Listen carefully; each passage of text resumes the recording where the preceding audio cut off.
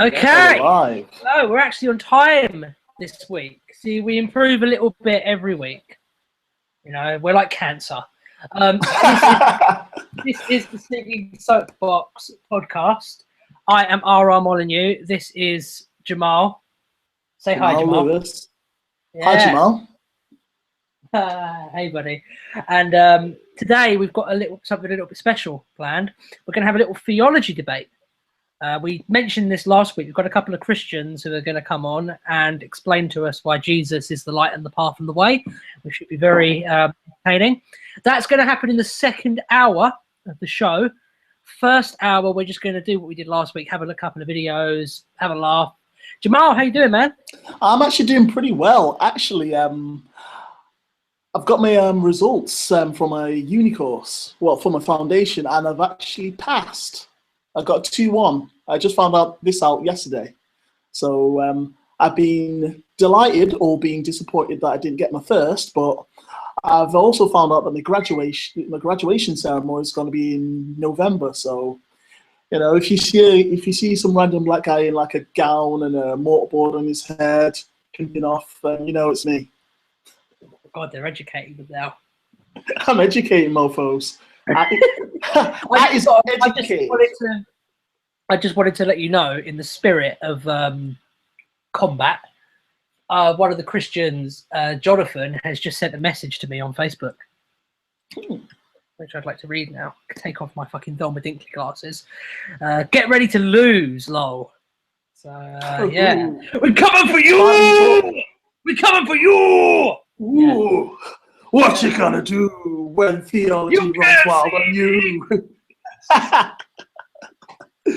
Oh man! Oh. So what videos? As you can see, I've got my fucking combat gear on. So let's fucking do this. Should we play our first video? Yes. What do we have up first? Well, first I have to do the screen sharing, and then we're going to play our first video. And I want this to be a little bit of a surprise for you. This dude, I discovered this guy on YouTube the other day, and he has to be seen to be fucking believed, right? This is his secrets to be almost like Bruce Lee. Go on. Hey, what's up, guys? It's Froggy Fresh here. I know that I look like a douchebag because I got my shirt off, but he's not wrong. I just wanted to tell you guys something, okay? First off, I'm going to make a bunch of videos talking about how you can get ripped. It's going to be like six-pack shortcuts, or it's not going to be like gay like that. It's going to be like, it's going to be like six-pack shortcuts, 8 shortcuts, and I'm not going to be Chinese.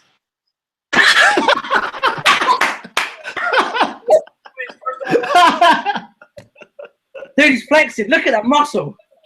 Oh god. I want you to do my Bruce Lee pose.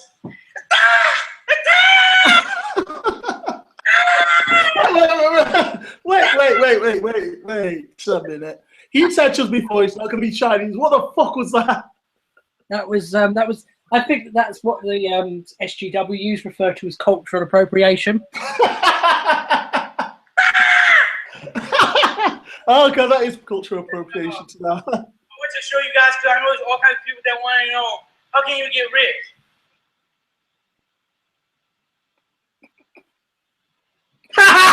He's literally turned his head.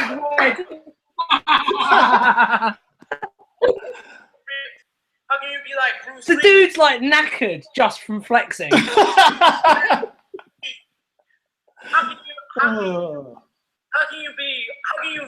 How can you get so much muscles?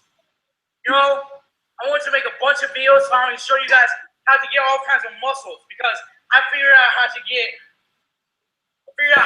like Bruce Lee a little bit. Not all the way, because I'm actually still not like Bruce Lee. I mean, you know, I don't actually like know any martial arts or shit, but you know, I'm pretty toned, so I'm basically Bruce Lee. Like Bruce Lee. And I'm going to make a bunch of videos. This is the first video. If you guys like this video, then say we need a bunch more videos. How can you get like Bruce Lee?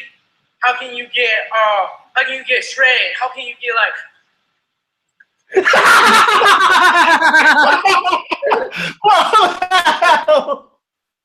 Oh no. I just oh no.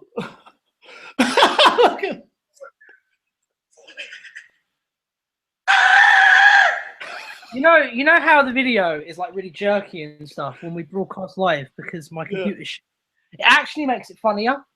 No. Do you know what? I want to actually just the capture. I just really actually that just there makes me want to get back into martial arts just so I can kick his ass for the lols. Oh, I don't know, dude. I just think it turns me on a little bit, to be honest. I'm a little bit sexually excited now. I think I need to get on to the next video and like cool off. Yeah. So what's the next video? Well, nothing that you could possibly find sexually attractive. Hello, everybody. It's our favourite person! Yay! Women aren't funny. It's been made because I was sent an ask on Tumblr which asked me, Claudia, will you please discuss the myth that women aren't funny? Thank you. And then there was an uwu at the end. You know, the U-W-U. I still don't know what that means, but I know it means something nice. So thank you to the person who sent that ask. So first of all, I've got to say that it's absolute bullshit that women aren't funny because women are funny. What is true, I would say, is that women are almost afraid to be funny. Therefore, we are exposed to less outspoken, funny women. Therefore, the myth that there are less funny women than there are funny men is perpetuated. And I've got to admit, I'm not perfect. I consider myself a feminist, but I've got a hell of a lot of internalized misogyny. And for some reason, in our culture and society, there's this cultural myth going around that women aren't funny. No, let her talk. Let her. She's building up to something. Okay. Part of me in the past would have kind of tensed up a bit and would have been really overly critical of this woman because of this myth. And now I have to admit, I kind of go the other way because I know that whatever this woman says or does, It's official. Bad. It's official. Claudia Billion goes both ways. Well, she usually tenses up pretty. So yeah, there's one laugh in this video so far, and I made it, and I'm a man. So.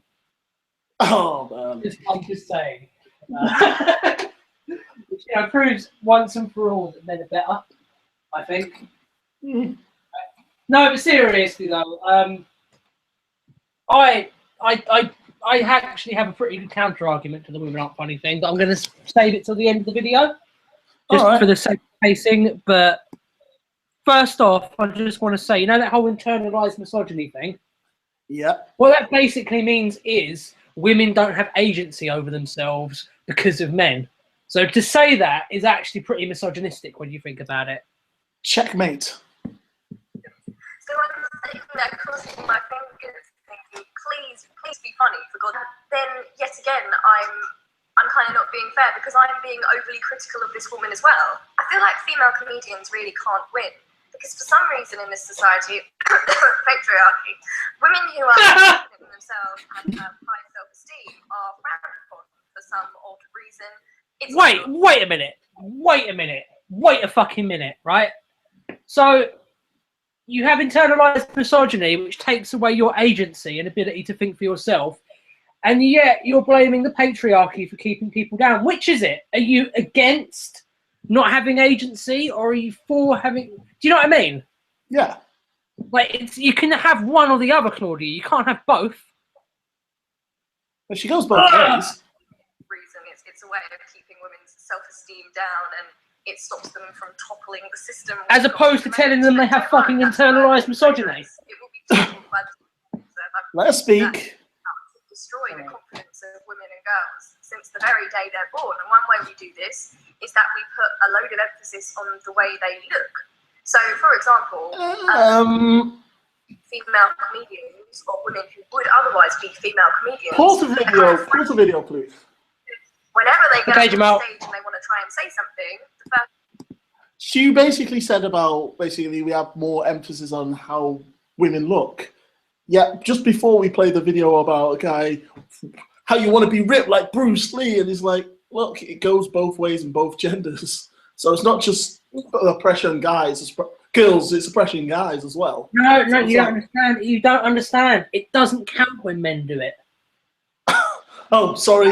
Not when men do it, because objectifying men is not the same, because men are objects. After all, we're all pieces of shit. Why don't you figure that out? Why don't you get that through your head, Jamal? Fucking hell, you're such a misogynist. Fuck you, man. I'm going to try something really groundbreaking. Go on. I've got 3 different flavours of vape fluid, and I've put them all in the same e-cig. I know it's not relevant to the topic. I'm just saying I'm trying something like different, and it's either going to taste delicious or horrible. I've got strawberry and mint, caramel, and chocolate.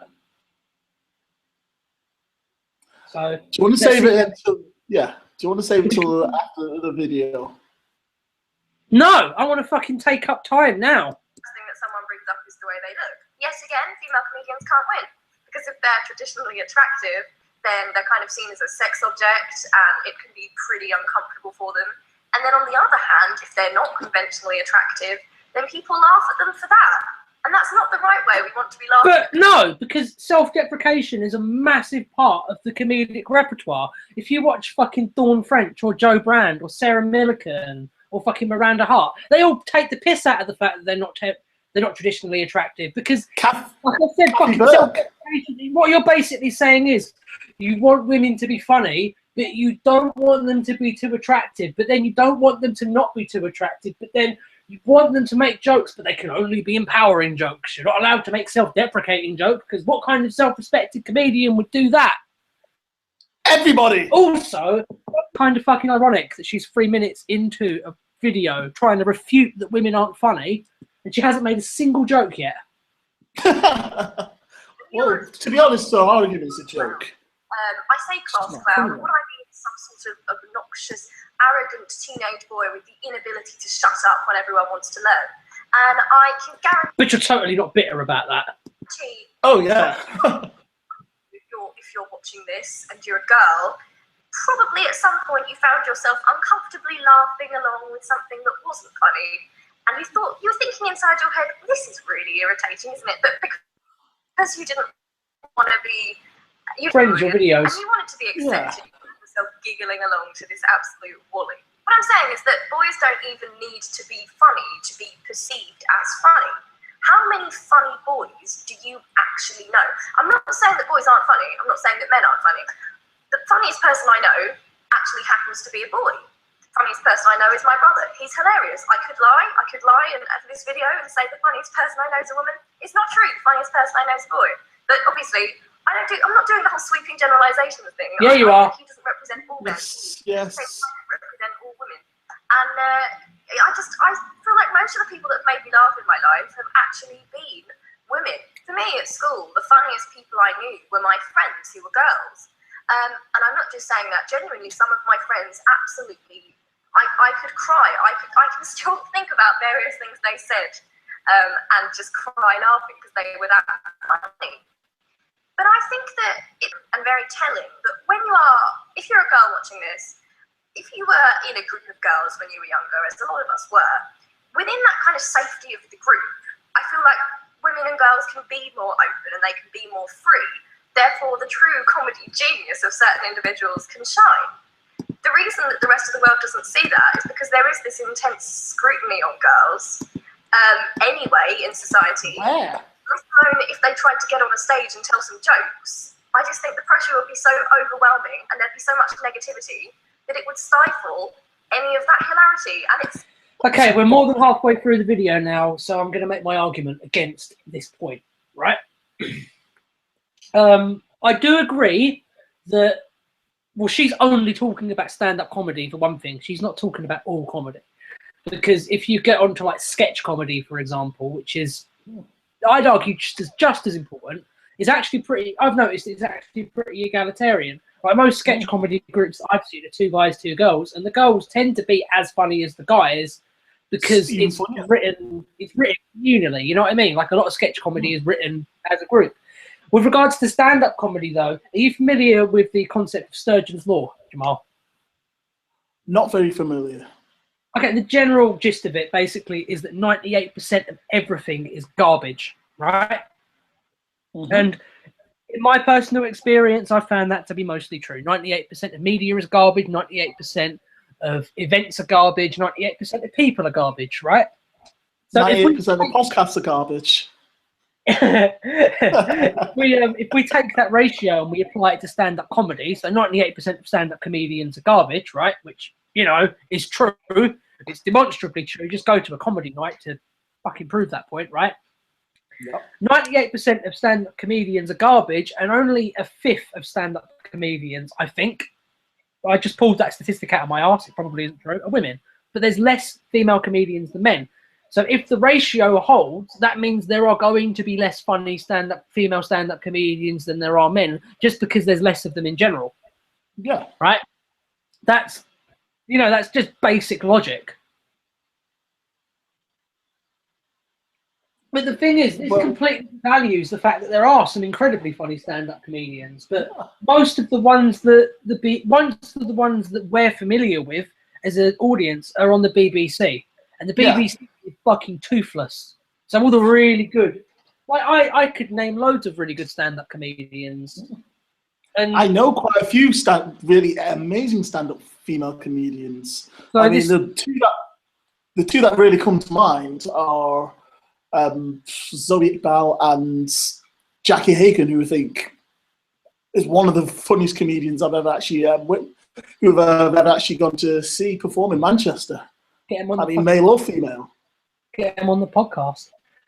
But yeah, but the thing is, I do agree with the central point Claudia is making. I just don't think her argument holds up anymore, because she isn't like saying this is why there's this perception that women aren't funny. She's going, it's just not true, which is fair enough. I mean, I don't think it's true, but you know, at least make a fucking argument. But this video doesn't raise my heckles quite as much as the one we featured last week did. No. Amazing female. Yeah.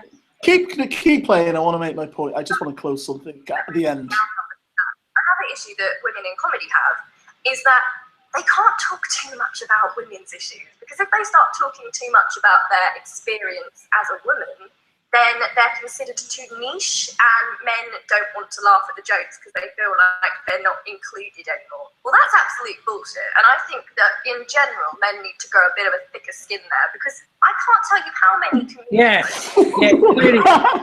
Clearly men that need to grow skin here.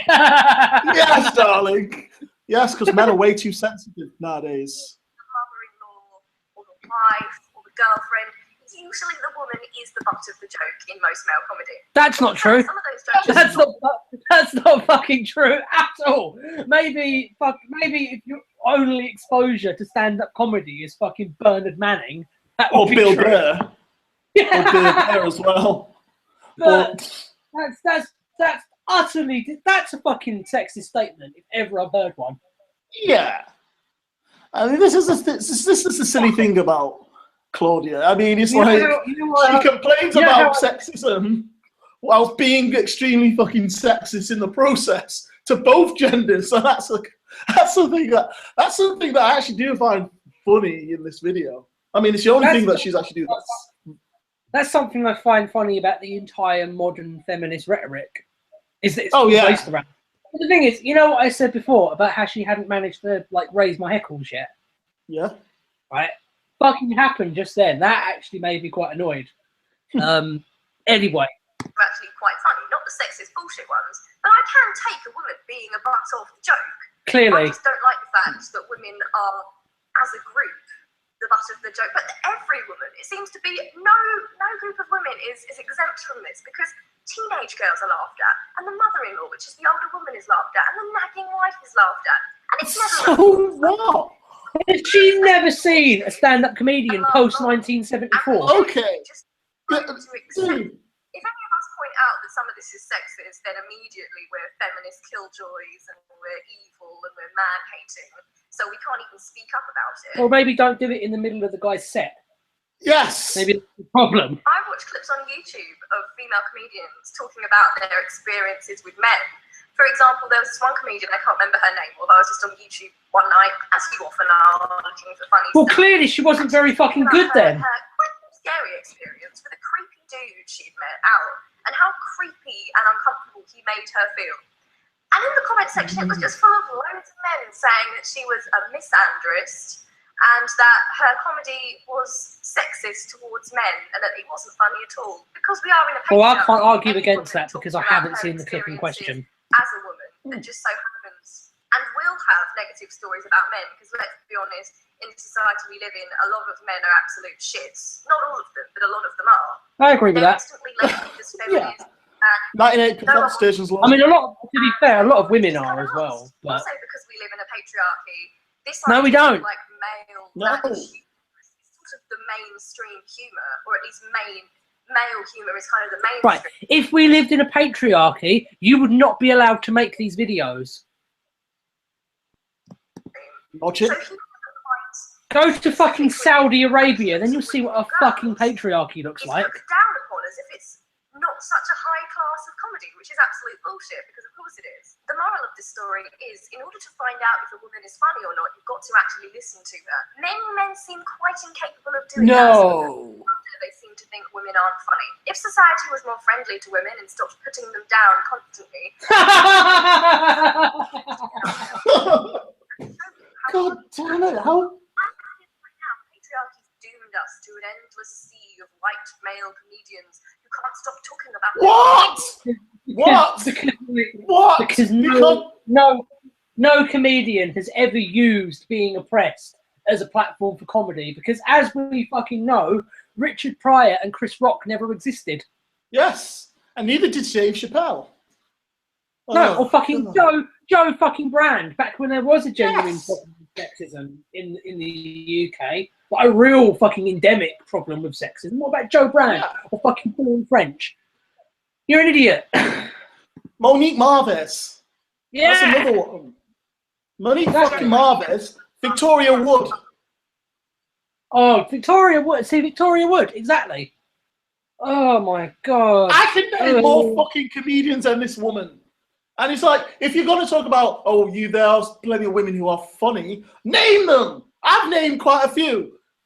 Ryan's named a few. Fuck's sake. Oh, she doesn't. Well, one of my favorite modern comedians is Josie Long, and she's not conventionally attractive. She's fucking funny though, and that's if I'm going to a comedian. This is the thing. I'm not going to a comedy show to like get my rocks off. I'm going there to laugh. Yes. I don't give a shit what you look like. One of my favourite comedians is Frankie Boyle, and look at him. He looks like one of the Proclaimers. I'm not going to fucking masturbate to him. So what? I don't understand. women in the first place. Well, no, you probably would. Really, you're fucking hilarious. Yeah, I can fucking see that from the video. I'm swearing a lot. I need to like chill out a little bit because this has made me angry early on, and I have to save my anger for the debate. So. In case you wanted to check out some female comedians, my top 5 favourite comedians, technically 6 because 2 of them are a double act, are Bethany Black, Nina Conti, Shaki Korsandi, Wanda Sykes, and Watson Oliver. Thanks for watching, and I shall see you next week. Okay. In her boobs. In her defense. Wait. Yeah. No, don't start the video yet. Choices in her defense. She has got good taste in comedy when it comes to feminist comedy. Jackie Corsandi's amazing. So, yeah. Anyway, in closing on that video, I just want to basically finish. There's a really good line that my friend Jackie Hagan says, and I think you'd like this. Basically, she says, the battle for sexual equality isn't between men and women, it's between people and dickheads. And I think modern feminists need to take that on board. No, they won't. They'll just call her. They just say she's got internalized misogyny. We really need to start playing this video, otherwise this is going to be the thumbnail and we're going to get flagged. Oh yeah, shit! Play it, play. Okay. Hey guys, serious debate, topical question. Right, this woman makes Claudia look like a fucking genius. Okay. We have going on Twitter feud over this. I tweeted, "Do dogs have brains?" Because I like seriously wanted to know. And all hell broke loose. It was like the Cristiano War in. I'm not pausing this, by the way. We're watching this all the way through before we comment, okay? This is just has to be seen to be believed, right? Go. Fine, just go. Okay. So basically, I'll give you a little bit of story behind my question. So I was like, of course, dogs are mammals, right? Yeah, dogs are mammals. They're humans, or no, they're not human. They're part of the animal kingdom that God created. I love you, Jesus. But then I wonder, like, okay, dogs can't talk. Brains, like, yes, they walk, but it's because we're telling them to walk. Just like if I were to tell my computer to turn off, it would turn off. Like, it doesn't mean my computer has a brain. Do you know what I mean? So they don't talk, and then so someone's like, no, they have brains, and I was like, okay, but they can't talk. So how do you explain that? Like, how do you explain having a brain but not being able to talk? That was the first question. How do you explain that, Jamal? You can't explain that. Like, I love all God's creatures, and I see, science is defeated. So much love for them, but I'm so terrified of dogs. How can you explain this one? Dogs that I actually will, go on a different sidewalk or go out of my way to avoid dogs because they're scary. And so then I think, is this, Christian intuition saying this is not a creature of God? You're all a little confused at it. If you guys can share what you think if dogs have brains or not, and can it scientifically be proven? What? It's a really interesting people on Twitter just hate sometimes, and they're a little confused, but it's a serious issue. It's a serious question, because if they're not human or they don't have brains, why I'm super serial, you guys. Are they on the surface? Oh, you said you didn't want. You're not gonna pause. Yeah. You lied. Get fucking used to it, Jamal. These are all questions you have to consider when asking these things, and I don't want to get too philosophical on it, being like, oh, when the world ends, if it just I don't know. Dogs are freaky. I'm sure you are, love. Dog barking. Dogs know I don't like them, and I think they just want to attack. I've been attacked by dogs 3 times. Also leads me to believe that they don't have brains, because why would they rip off my face at 2 years old? Literally 2 pit bulls ripped off my face in Moreno Valley, California. My mom had to call the cops. She ran out with a baseball bat. It was intense. If they have brains, they just want to do that. And I don't feel like if they were God's creatures, they want to do that. But then again, maybe they have free will, so maybe they do have brains. I don't know. Let me know what you think in the comments below, and hopefully we can figure this out. It's been bothering me for ever. Right, let's take a moment to discuss what we've just watched in a. I think I need to sit. I need to calm. I need to just sit down. Yeah, I'm back. Oh God! There wasn't enough of my face, so I'm bringing my face back in. Hi, buddy. You're bringing face back. You motherfuckers don't know how to act. Oh man, what? How the? If they don't, I don't even. Jamal, you're clearly lost. You're clearly lost for words here, so I'll start. Yes, this stupid has just overtaken.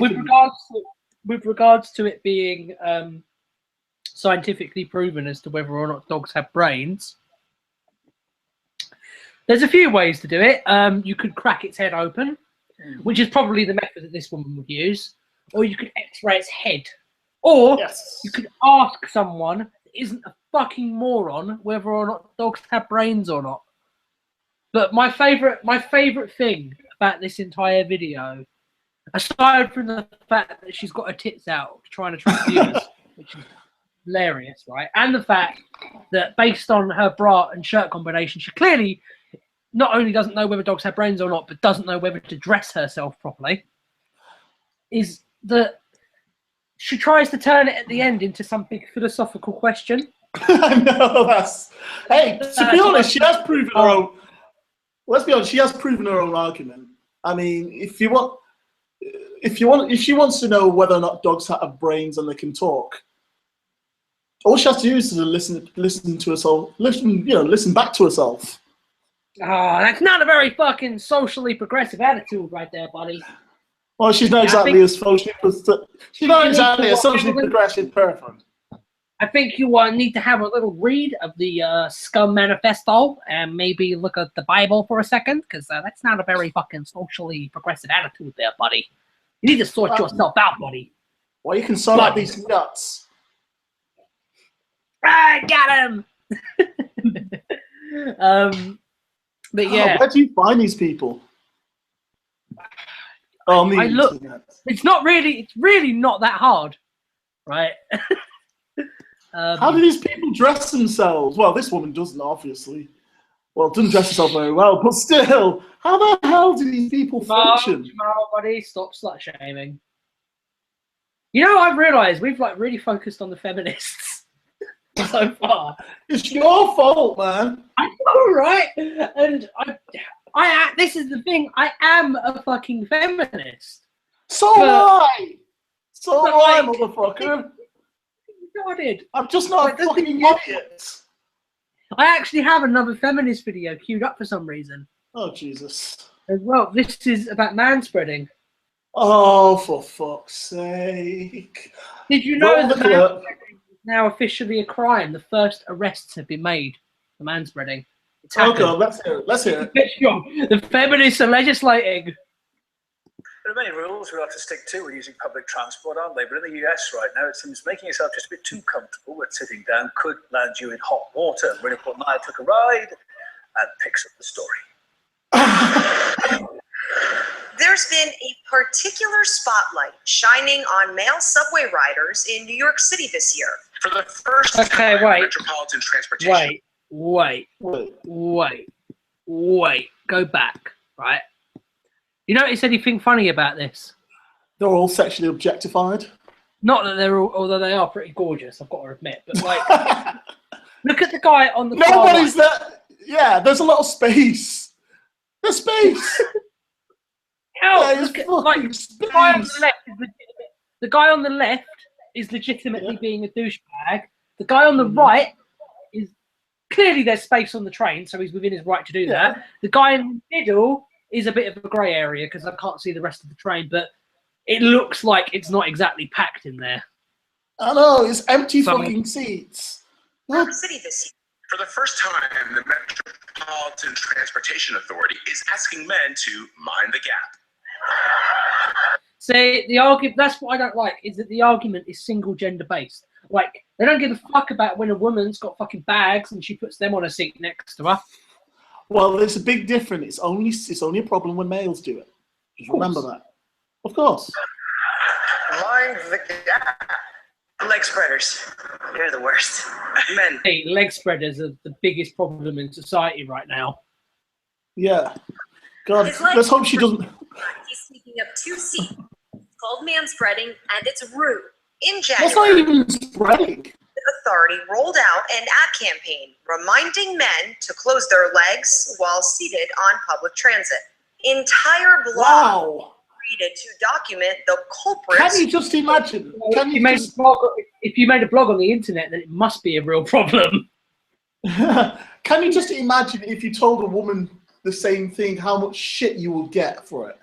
Close your fucking legs. He's like, bitch, close your fucking. No, you. It's like, no. I was like, hey, I'll sit how I want. It's my right as a strong, independent woman. But it's like, I have a question. Remove your bags. I have a question for you, by the way. It kind of relates to this, and it kind of doesn't. You know the whole etiquette around sexuality and stuff. Yeah. Right. I have been thinking about this. Don't you think it should be socially acceptable to just say to someone, "Hey, do you want to fuck?" Like, if you're asking. Yeah, no, I don't mean I'm gonna fuck you. I mean, do you want to fuck? Like, do you want to have asking someone the question? Yeah, I think it's okay because you're asking someone a question. Do a little 12 first so they can see all the goods. You know, maybe take your shirt off and then go, "Do you want to fuck?" And if they say no, go, "Okay, cool. Enjoy the rest of your day." Done. Even after Tom Hanks was publicly shamed. You're now you're the new face of manspreading. All right, this pisses me off. See, Tom Hanks fucking knows what's up. It's not even spreading. Manspreading because it looks as though I'm. It's not even spreading. Hello?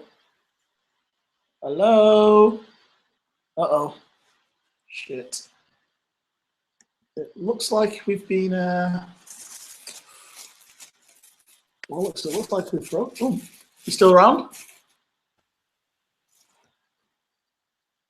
You still around, mate?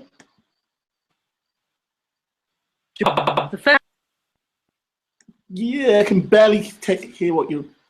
Yeah, something went funny. Was half empty. Who are unaware of what just happened, the feminists have hacked the mainframe. Oh God, we're doomed. No one can. No one can stop feminism. No, we're being hacked by the FemSA. Train was presumably also not crowded and were allegedly arrested for manspreading on May 22nd at 12:11 a.m.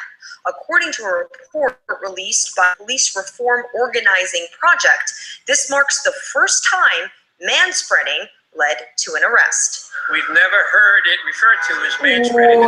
Wait. Prop director So- Robert said the NYPD Hold the is fucking phone. several subway etiquette. So basically, two men got arrested, and to top it off, they're Latino men, so they're minorities.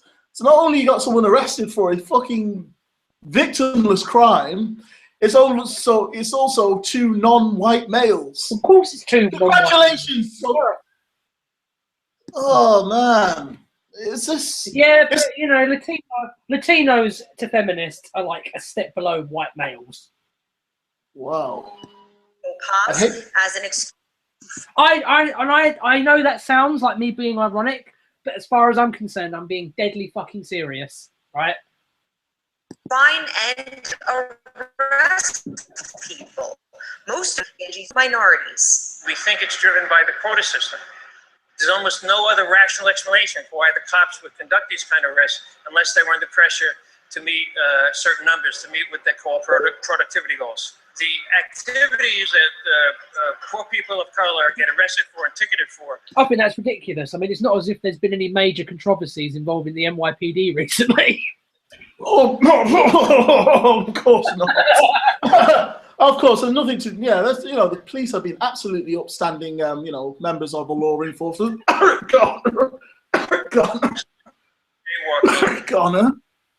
Open You know, and it's the weirdest thing that with this vape fluid and everything, it's like I can't breathe. Oh, come on. between subway cars have been virtually decriminalized in white communities. According to reports, the NYPD has issued more than 1,400 summonses for manspreading. Can you just pause the video for a bit? I was Just actually pause about the to video for a bit. I was just going to say, this reminds me of the whole sexual street harassment video.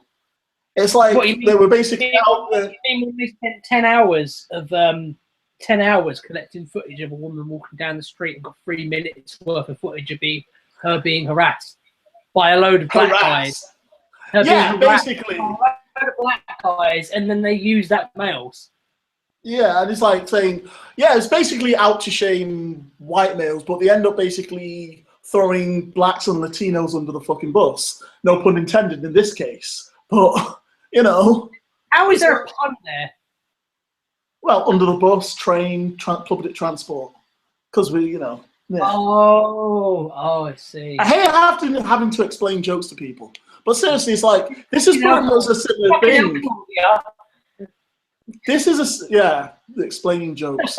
But this is the thing, is like, it's rude. I can get it's irritating and it's annoying. It's rude, but it's like, come on, guys, it's not that serious. And I find it really stupid that feminine. No, shut up for a minute. I find it really stupid that they legislate this first, but as far as the whole fucking, as far as the whole wage gap thing, that goes on the back burner. Well, So yeah, manspreading is a lot more important than the wage gap, whether or not you believe it's true. But Jamal, the thing is, anyone who has a basic understanding of economics knows that the wage gap is inflated, knows that that isn't a real statistic. Yeah, that's the problem. Yeah, well, that's the problem with the fact that all these feminists come from social sciences. They don't know how to interpret data properly. Well, that's why they call it social science and not science. Well, yeah. Do you know that whole complaint about how there's not enough women in the STEM fields? Do you know how to fix that problem? Stop offering them in study degree. Anyway, shall we do one more video and then bring the Christians on? Yes. So what do we have next? Yes. Do you remember last week we covered Stephen Crowder? Oh, and his Jesus, his Jesus versus Muhammad video. Well, Talk Islam have done a response to it. Oh God, I want to see this shit. This is a Muslim response to a Christian video. The most controversial videos that I've ever done would have to be the Quran challenge. It's beginning to get really boring. It's like whoever wants to get famous or make a name for themselves, the first thing they do is go ahead and make a video on YouTube about the evil side of Islam or the because that's the first thing people do. Evil prophet of war. Islam, the religion of peace. And I understand that you're a minority and there's not that many people like you that are as ignorant and as closed-minded as you are. I don't know, there's quite a few. The dislikes for me, but just in case anyone takes you a bit too seriously, I think it's best that I educate the people. Jesus versus Muhammad. Peace be upon them both.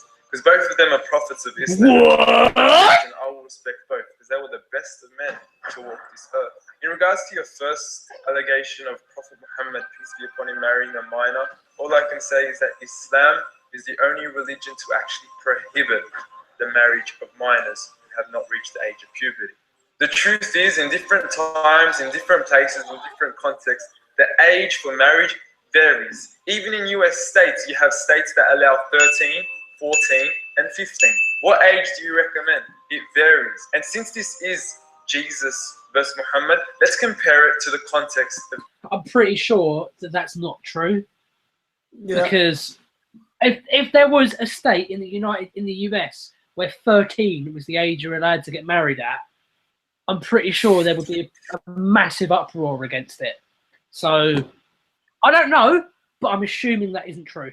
Jesus, with none other than the best of women to have walked this earth, Mary, the mother of Jesus. She got married to Joseph, who was 90 years old when she was only 12 years old.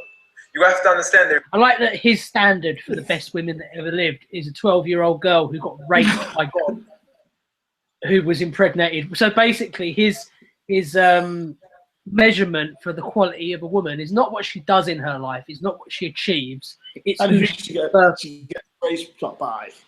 Yeah, that says a lot about Islamic values towards women, mate.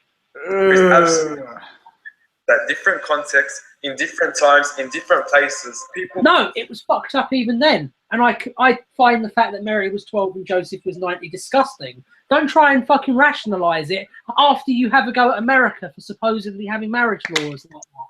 And even then, what about Islamic countries where fucking 8-year-olds get married off? What about there, hey? Hey? Yeah, what about then? Mature and develop differently. You cannot... No, they fucking didn't. No. There's no evidence to suggest that that's true. Compare the time and place of Muhammad, peace be upon him, to the time and place we're living today. Today we have iPhones and air conditioners and electric heaters. What? How does that fit into the equation? You cannot simply compare the two. So did he just admit that the time of Muhammad, everything was really primitive and shitty, and that anything that anyone says back then really shouldn't be taken seriously now? Did he just tacitly admit that? Bam! Way to stick it. You can't even defend your own arguments. Oh man, go keep going. Another really important thing to note is that Muhammad, peace be upon him, has been criticized ever since the time of prophethood for an entire 1400 years. But it wasn't until 1905 that the issue of his marriage with Aisha actually became an issue. Why is this? because it was an absolute norm. They had developed faster, matured faster, and weren't like the women of today. The next issue of multiple wives. That's just such a great argument. Yeah, he was a paedophile, but back then it was okay. No. You know, like, nowhere in that entire fucking spiel that he just gave did he deny that Muhammad had sex with a 6-year-old. Well, I thought they were. She was All not. he did was rationalize it and try and make it morally acceptable. He didn't deny that his prophet is a fucking paedophile. How many wives did he have? 2, Sarah and Hajar. Prophet Solomon, 700 wives and 300 concubines. The Good issue on him. of multiple wives is a famous criticism, but if you were to put the pieces to the puzzle, they don't really match. If Muhammad, peace be upon him, wanted all these wives to fulfill his own desires, it doesn't really make sense when the tribe of his time offered him the best of women, the most beautiful and fancy of women, but he rejected them. It really doesn't make any sense. Pause.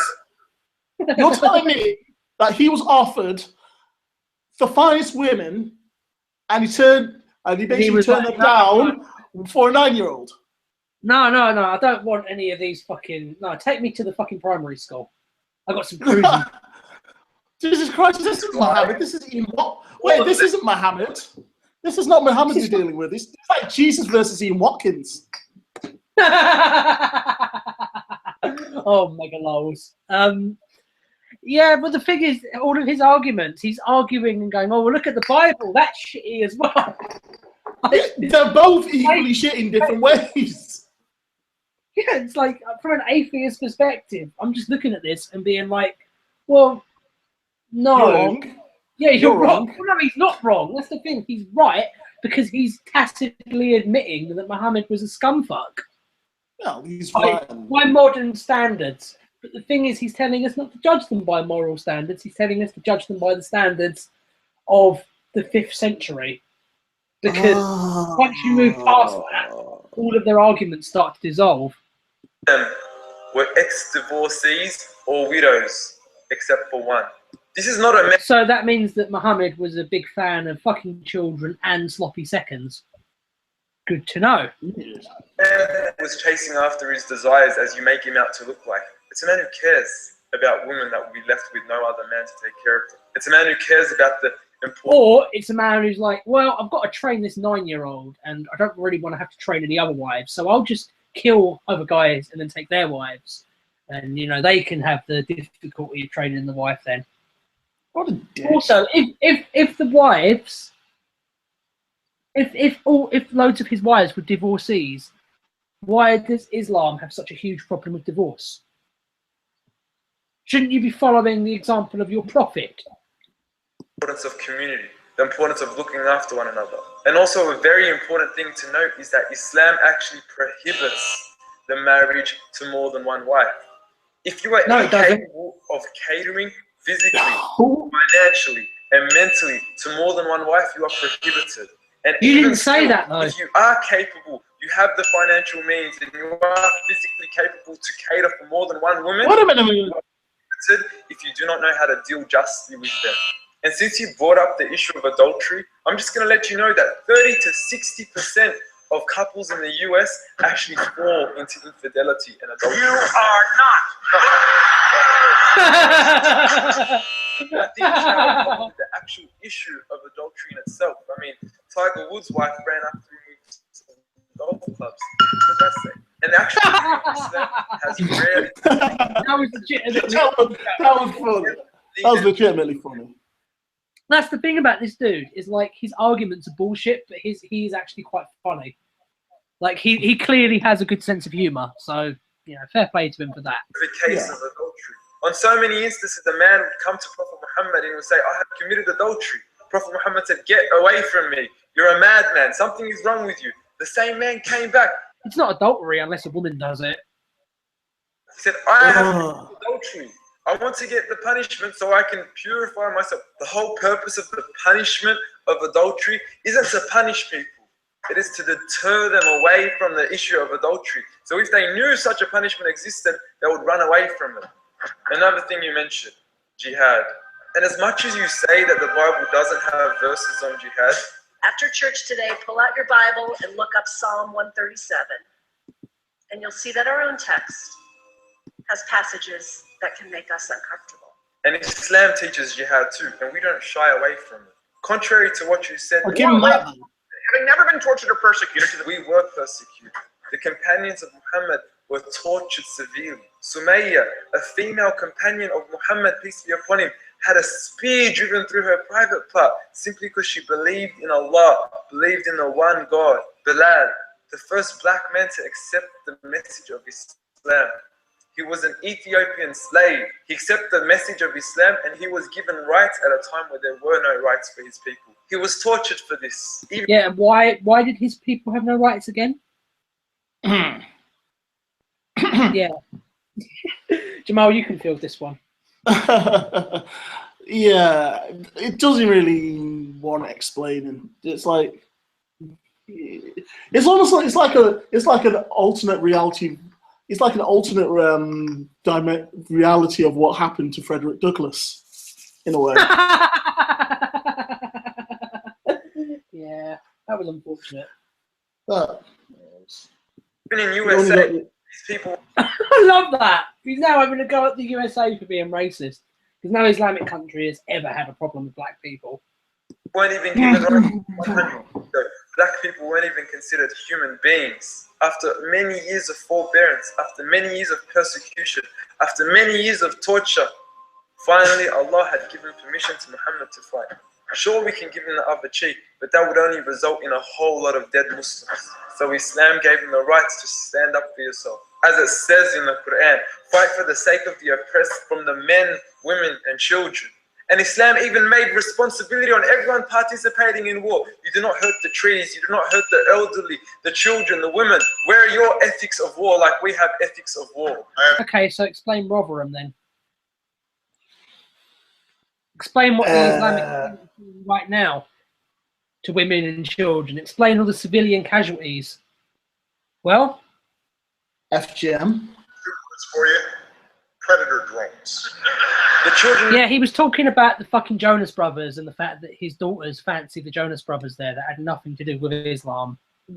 And besides, you know, didn't Obama cape for Islam as well? So I don't know why. You know, I'm not using the secret Muslim argument, by the way.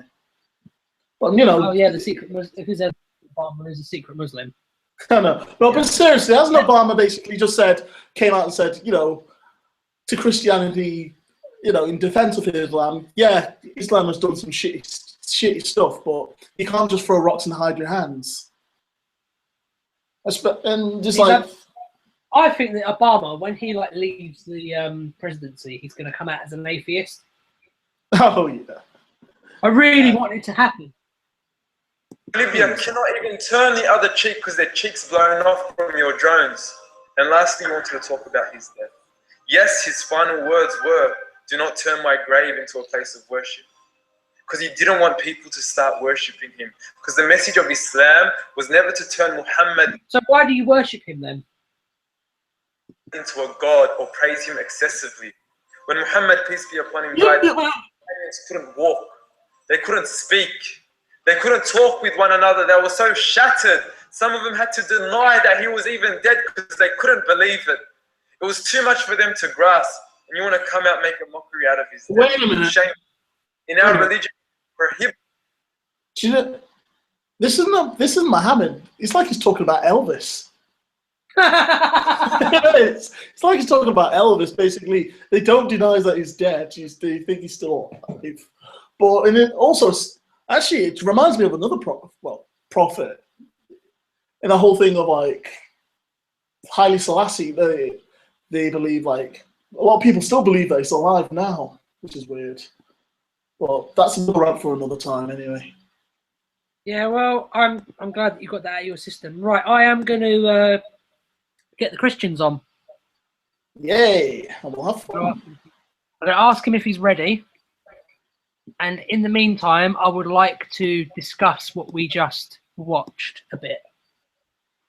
I'm going to get my face back on the screen quickly. No, please, anything but that. Fun time is over, I'm afraid. Ugh, Jesus. Now for some fucking civilized, cogent debate and shit. All right. My boy is online, so I'm going to say one of them is online, the other one is not, which is unfortunate because I really wanted a fucking tag team match. But, you know, we can have a one-on-one debate and then you can adjudicate if you'd like. Yeah, I would. Yeah, I think that would be good.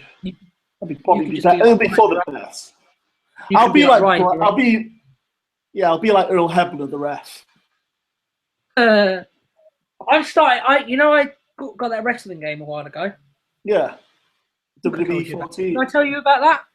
Yeah, WWE 2014. Yes. I'm starting to get more references now of wrestling and shit. Oh yeah. Basically, it just starts small and then you're pretty much hooked. That's how it works.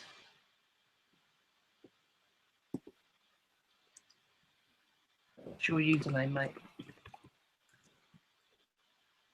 Yeah. So thoughts on that video we just watched?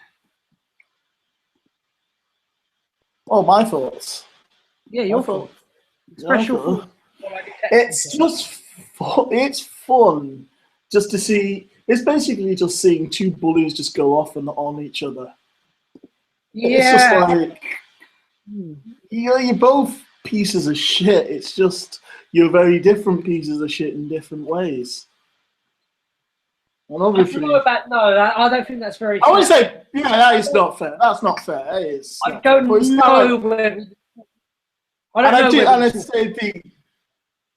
Obviously, it's not about Christian. It's not about Christians and Muslims because they're as Christians and Muslims, they're individual human beings, and you have good Muslims and bad Muslims. So that's to be an absolutely unfair generalization. But in the terms of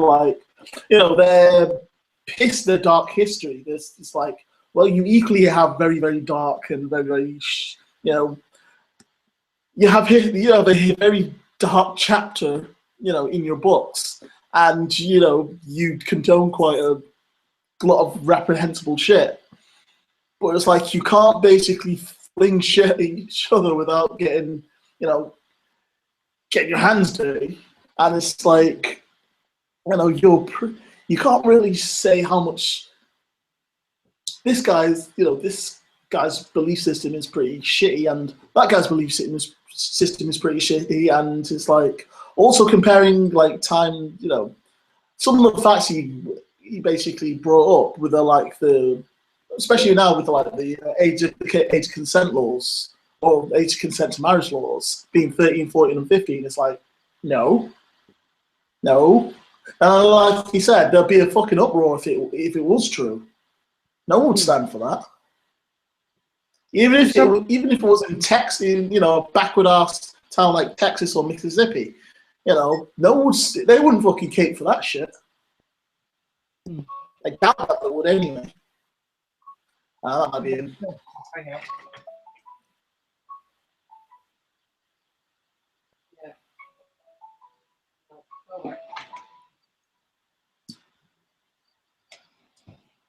Mate, it's ridiculous. I don't understand any of the logic that guy used at all. It's all this is the thing, is it's all the same. Like they're both using modifications of the same argument. Yeah.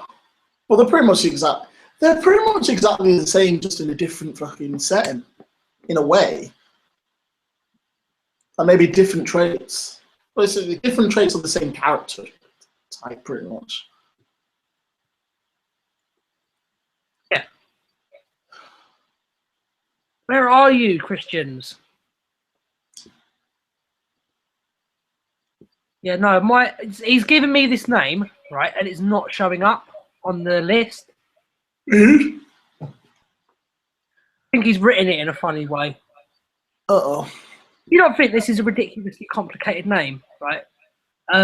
JDP, aka Lil Blaze. I want to know when his mixtape is dropping. It's pretty good, actually. I like his music. Yeah. So it's kind of like a Christian rapper. No, not really. He just happens to be a Christian. No, I rap with that. Basically, I wouldn't say G-Man, but... He's a better rapper than G-Man. Oh, God. Well, to be honest, mate, a dead person is a better rapper than Jesus. Oh, dear. Read your Bible and do what it says. Do what it says. Do what it say. I love that. I love like atheist owned. How do I invite you? I invite you, buddy.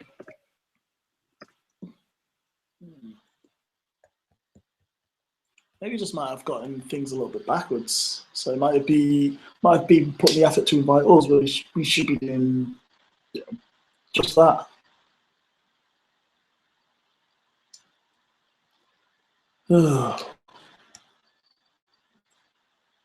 Strange.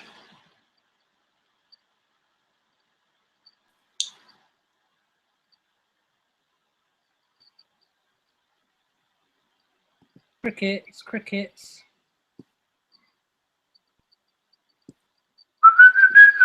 Okay, I'll tell you what I'm going to do, buddy. Yep. I am going to screen share a video. I'm going to stick that on in the background, okay? Yeah. Last month, NASA's... This is a good one as well. So all right. you just Let's see it. You watch this and comment on it and enjoy it. Space telescope identified another planet that might have the right conditions for life. Kepler 438b, 470 light years away. Kepler 438b may not have a catchy name, but like Goldilocks porridge, the conditions are just right. Neither too hot nor too cold enough water. What a stupid analogy. That's what scientists use, though. Yeah. As we know, exists elsewhere in the galaxy. Still glitchy. Society. Good morning, Mark. Good morning. Good to see you. Now, you believe very much beings from other planets have guided our religions. Who are they? Where are they? Can we see them? We believe that various religious leaders from history have an interplanetary origin. We believe that Jesus and Buddha came from Venus, that Sri Krishna came from Saturn, that St. Peter came from Mars, and so on. And this may seem absurd to someone who's never heard it before. Not at all. But if you compare it to certain ideas which are very widely accepted around the world, actually, given logical scrutiny, it makes a lot more sense. I would say that it makes much more sense to say that Jesus was an interplanetary being who came to Earth to help mankind than to say that God created a one and only Son who was also himself at a random point in history in order to come to Earth and forgive people their sins for some reason we don't really know. Okay, That just sounds ridiculous. These interplanetary or planetary beings, they operate on a different plane. Yeah, explain that. Yes, exactly. If NASA were to send a spacecraft to Venus tomorrow and astronauts were to walk about and have a look, they would not discover Venusian civilization. Venusian civilization is far more advanced than ours, both technologically and spiritually, and it exists at a higher frequency of vibration. So exactly, we do not yet. One day we will. Yeah, and as you say, Jesus. Because being higher pitched makes you invisible.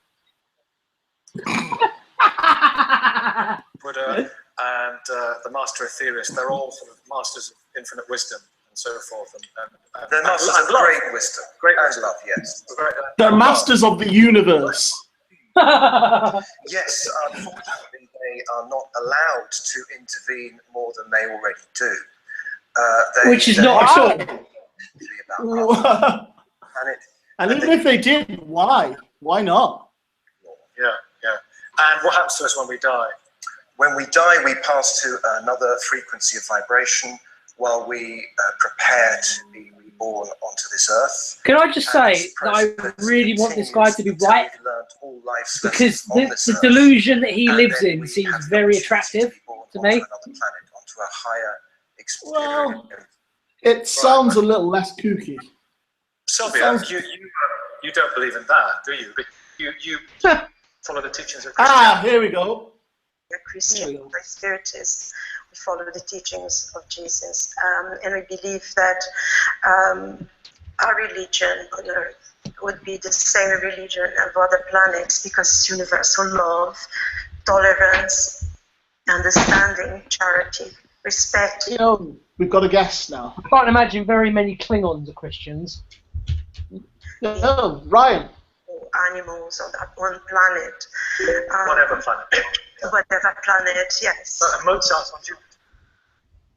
Well, might be. I'm not sure. Someone just... Yeah! Yeah! I read that in the literature. What's the Yeah. connection with other planets? JDP is here. Hey, Jonathan. Hello? What's up? Hey! How you doing? Good, how you doing? I'm not too bad, not too bad. Right. So you been up to? Buddy, you have the best, like, drawling accent I've ever heard. It's awesome. How you doing, buddy? Good. I did John Solo yet? No, I have not heard from him in a while, actually. The last time I spoke to Joshua, he was trying to explain to me that black people weren't actually African.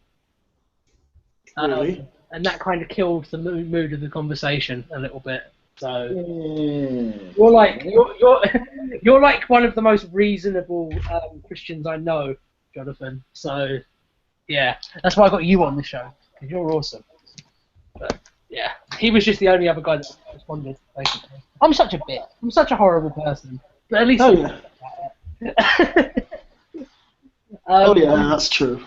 So what we figured we'd do, because 2-on-1 is not going to be fair, is I will debate you and Jamal will like adjudicate and make sure that I don't get too out of line. Yeah. Basically, he's handler today. Yeah, he's my minder. Trust me, he needs minding. Yeah, I really do. Yeah. But yeah, man, let's just have a little bit of fun and keep it breezy. You know, it's not serious. It's not like it's not life or death or anything. It's just you know, have a laugh. Also, just before we get into the big debate, should we just kind of ease them into a few videos? Yeah, Jamal, do you want to just watch a couple of videos for a bit first and kind of? Yeah. Cool. Also, I don't know if you've you've seen the last episode, but usually what we do, what we mainly do is actually take some clips, or Ryan takes some clips from the from YouTube or the rest of the deepest, darkest regions of the internet, and we basically provide commentary over it. So you're more than welcome to provide your own commentary. Yeah, and this one that we're watching right now is quite fortunate because this is someone that me and you are both going to think is crazy, right? And this guy believes that, you know, all the major religious figures of the world, like Jesus and Buddha and stuff, he believes that they all come from Venus and that they are like, they exist on a different vibrational frequency from the rest of the world. Wow. And when we die, we all just become a bit higher pitched and go up to a different. It's just mental. It's brilliant, and it's just a whole bunch of people arguing on the BBC, basically. After that, we've got some really choice videos, though. So let's proceed with the madness. Right, so truly bizarre debate. Infinite wisdom and so forth, and They're not such great wisdom. Great and wisdom. love, yes. Great and love, yeah. Working behind the scenes. Yes, unfortunately, they are not allowed to intervene more than they already do. They care deeply about us, about the planet, and they do as much as they're allowed to do within the common law. Yeah. And what happens to us when we die? When we die, we pass to another frequency of vibration while we prepare to be reborn onto this earth. And this process continues until we've learned all life's lessons on this earth, and then we have the opportunity to be born onto another planet, onto a higher experience cycle. Right, okay. Okay. don't believe in. So it's like throwing Hinduism, Buddhism, and Christianity all into a blender and see what comes out the other side. Hangout on air will end if you continue broadcasting your... Oh! Oh, wow, I've just got a warning from Google not to use BBC footage. Oh. Oh, shit. We got... Well, no, let's move on to something a little bit less crazy. Yes! Oh! Vagina power. Yes! Have you heard of Alexis power? JD, I love Vagina power. Vagina power basically rules my life. Oh. It's opened my eyes.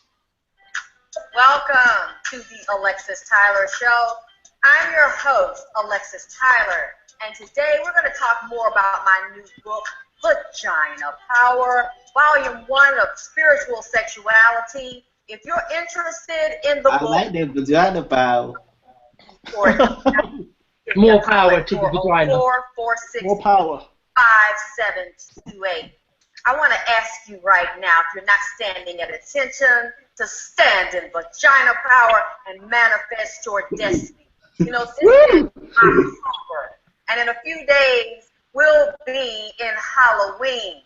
So I was thinking, I usually don't celebrate Halloween and don't go trick-or-treating anymore, but all girls need to get up and go buy us a costume. And the costume I am choosing to stand in vagina power in is a pilot. I'm piloting the pussy. See, y'all got to be a pilot.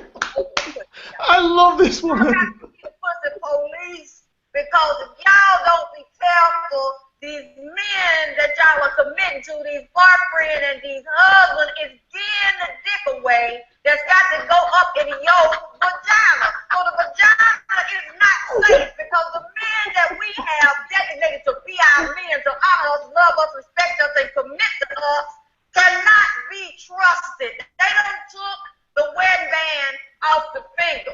And see, we got to do another show on that, because see, a lot of men are scared to put the wedding band on the finger, because they know in that woman, the wedding band is going to also be a noose around the nuts. Nut wrap. To lock them in and keep them in check so they can't give it to nobody else. So a lot of them have not only taken the wedding band off their finger, they done took the wedding band off the nuts and the penis, running wild and running free to do what they want to do.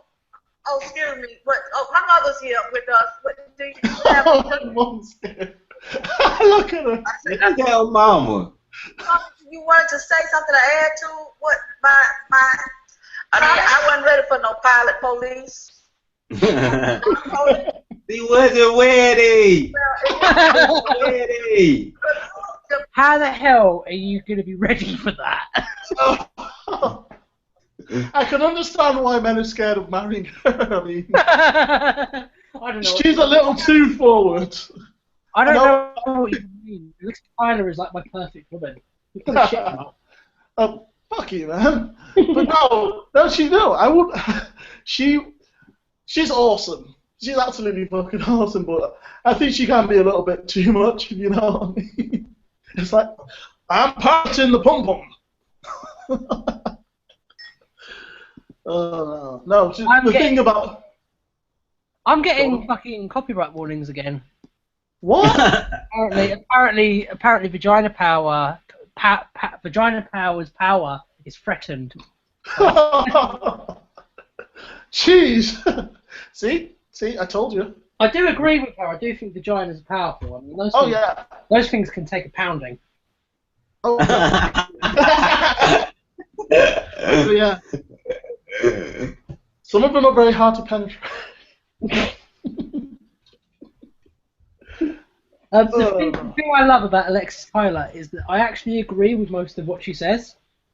It's just that the way that she says it is insane. It's that classic girlfriend argument of like, it's not what you said, it's how you said it. Oh, God. So, he hears that a lot. Yeah. So, what do you think, Jonathan? Is it Jonathan or can I call you John? It don't matter. I know who you're talking about. Alright, John. I like John better. Yeah, I agree with you. She telling the truth, but she going overboard with the pilot thing. There you go. Little bit. What I'm going to do is I'm going to switch off the screen sharing thing because otherwise the hangout's going to end, and I'm going to get my face on here instead because I'm gorgeous and everything. Let's continue then. Yeah, unfortunately that had to end because of Google Hangouts being dicks, and because I am not going to pay for Podbean yet, basically. So yeah. That was an interesting video, to say the least. to say the least. Oh man! Should we do that? Should we do the debate thing? Yeah, I think we should. Otherwise, I'm going to keep getting copyright warnings, and I don't really want to get sued by Google. Yeah, don't get locked up. I'm allergic to lawsuits, so. He breaks that in hives. All over my skin. Yeah. All right. So we'll start off the debate. Yeah. Theological debate. Ryan versus JDP. Yeah. I'll best not do that actually. No. We'll get flagged again. Oh. If I change one note, will it be okay? Oh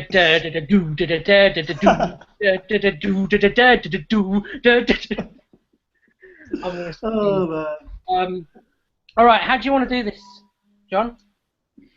You can go first. All right. Where do we start? I mean, there's so much. Let's start with something really simple.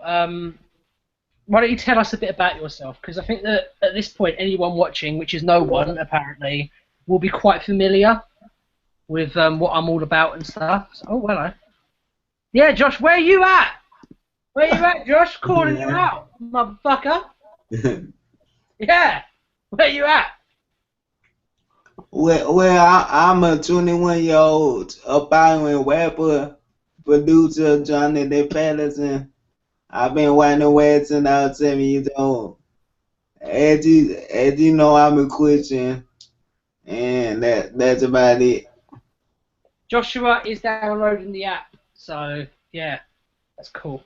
Yeah, I actually can make a personal recommendation for John's music. Sorry, Joshua's downloaded the app. Jonathan, your music's dope, man. People should check it out. JDP, aka Little Blaze. I believe you're rebranding yourself as Mr. Six Wheels now. Yeah. Yeah, Mr. Six Wheels. Check him out. Dope. And I mean that. So yeah. Thank you. We are waiting for Joshua to download the app. So let's just have a little chat about nothing until he shows up, and then we can do the proper debate. How have you seen any good movies recently, John? Well, I seen The Kingsman with Samuel Jackson.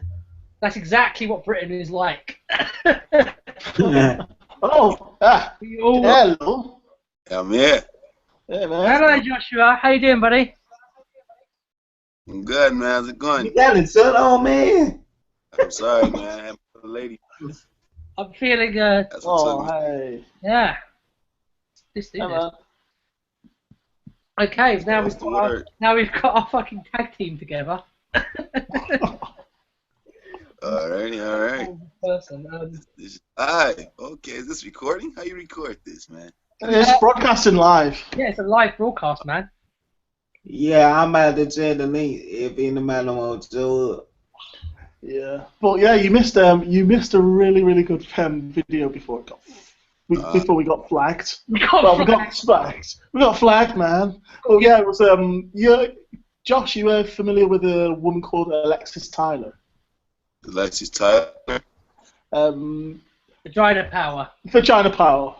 Oh. That got his attention. The pussy got power, man. Yeah. It does. It does. If you ain't standing... Fair enough. But if you ain't standing to attention, you better be standing in vagina power. She's piloting the pussy.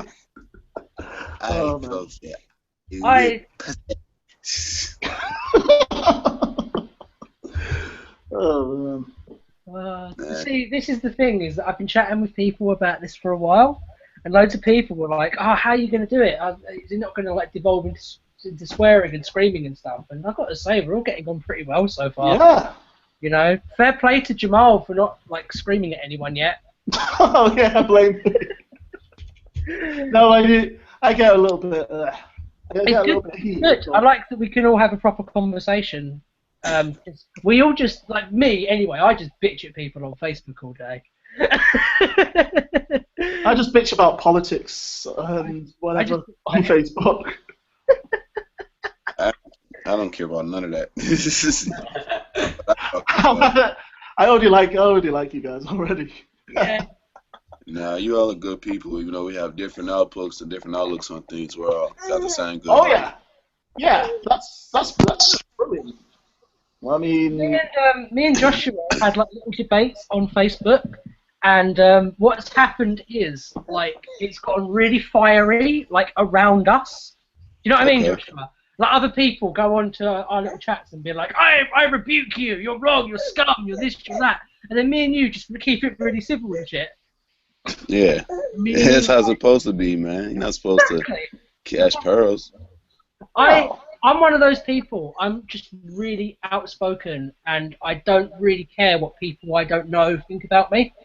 Mm-hmm. But once I get to know people and I respect them, that's what's up. Yeah. Like with us, all of us four, there's like a mutual respect going on, which is good.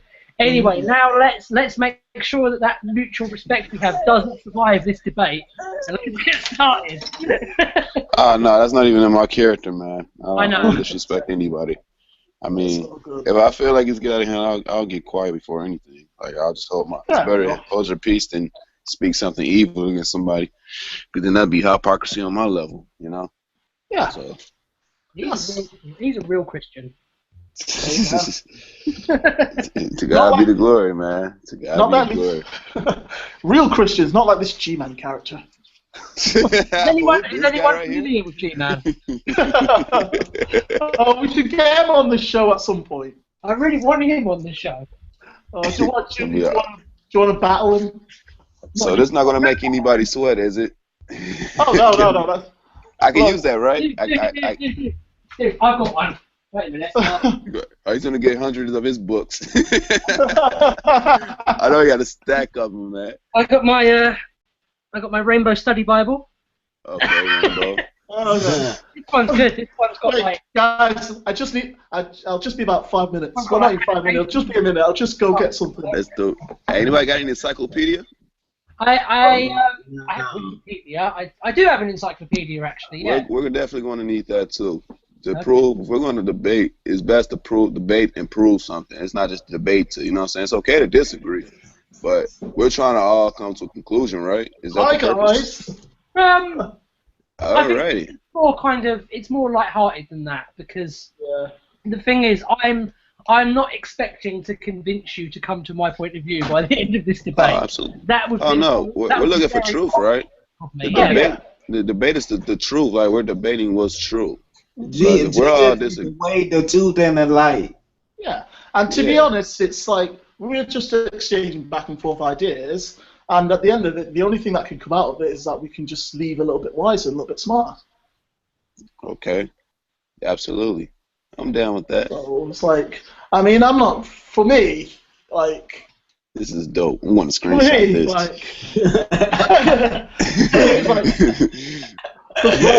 But look what I'm doing. The thing with Ryan is like, obviously he's more the scientific atheist. I'm more the I just don't care. It's just not for me kind of atheist. So it's like he's more the aggressive one. I'm more the just the laid back. I don't want to bother with it. Well, the thing is, like, I understand. I'm sure Ryan comes from like a very Christian family. I come from a family that's Christian, but my dad's and my uncles are Rastafarians, which is kind of like in its way, it's kind of like a bit of a hybrid of Christianity and Judaism. Right. Okay. Well, I'm not religious at all. If you guys know, I'm not religious. I'm not religious at all. I just believe true. That's why I say encyclopedia, because if we're going to debate and we're going to go to passages such as Leo here, he has to say, wants to show something, or you rather, You know what I'm saying? In order to believe it, you're going to be like, okay, well, and it's like encyclopedia, back to the kings and whatever. It's all real truth and history. And, people say Allah, this or that, like, okay, did he prophesy? What did he say way 2,000 years ago that came true today? You know what I'm saying? Like, you can look in the Bible. I can pinpoint a lot of stuff that you guys may argue. Even with Leo, he may argue the evolution, which I'm pretty sure he's going to bring that up. Or science tip, or you may be like, nah, I look at this different. We're all going to have some type of different look on it. But you can't deny truth, though. If you're a realist, can't nobody deny truth. And that's just, like, that's out of respect, you know what I'm saying? That's why I know when he's like, prove to me out besides your Bible. That's like trying to do an experiment. That's like trying to do a volcano science project. Oh shit! Did we lose him? Joshua, you disappeared for a second there. But you're right. That was a very unfair debating tactic that I used. But I'm an arsehole. So. Hey, at least you're honest about it. I am honest about it. I believe that if you know deep down about yourself something, whether it's ugly or beautiful, you should be honest and upfront about it. After all, as it says in the Bible, the truth will set you free. Yeah, I just scripted you. Joshua has disappeared and his face is frozen. It's rather worrying. Are you still there, buddy? Oh well. Anyway. Yeah. So it's just the three of us. Yeah, it's a threesome. It's the devil's threesome. Yeah, that's gonna go down well. Johnny, how you doing, buddy? Good. Yeah, you're still here. Okay, that's good. Joshua has just had a little technical. Yeah, so I don't got the camera, so y'all see my beautiful face. I'm sure that I'll find some way to live with that. So I've got my Bible here. Which version of the Bible is this, quickly? It's the New International Version. I've got the New International Version of the Bible. With I got the King James. Ah.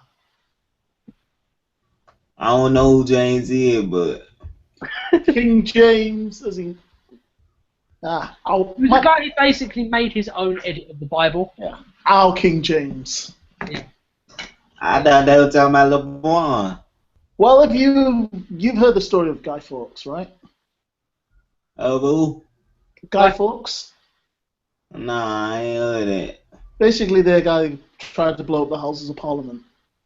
Basically, King James. He tried to blow up the Houses of Parliament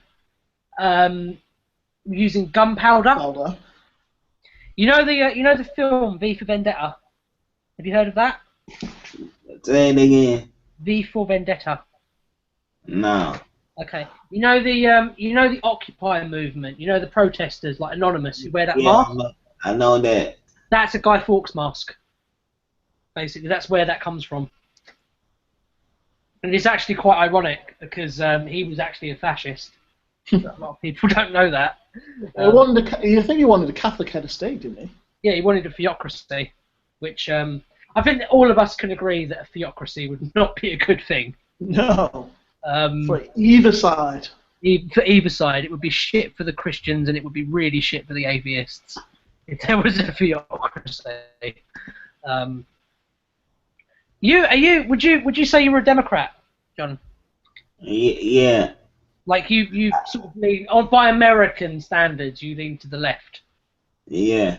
Like, yeah, because like by European standards, like you know how socialism is kind of a dirty word in the United States. You know, like the Republicans, I've noticed quite a lot tend to say, "Oh, he's a socialist, so he can't possibly be right." Are you familiar with that? Yeah. In Europe, socialism is just another political party. Like, it's just another point of view that we have. It's not like a dirty word or anything, and I find that quite mystifying as a European sort of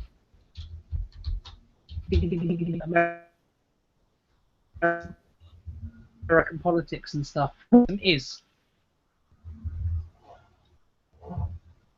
Just out of curiosity. John? John?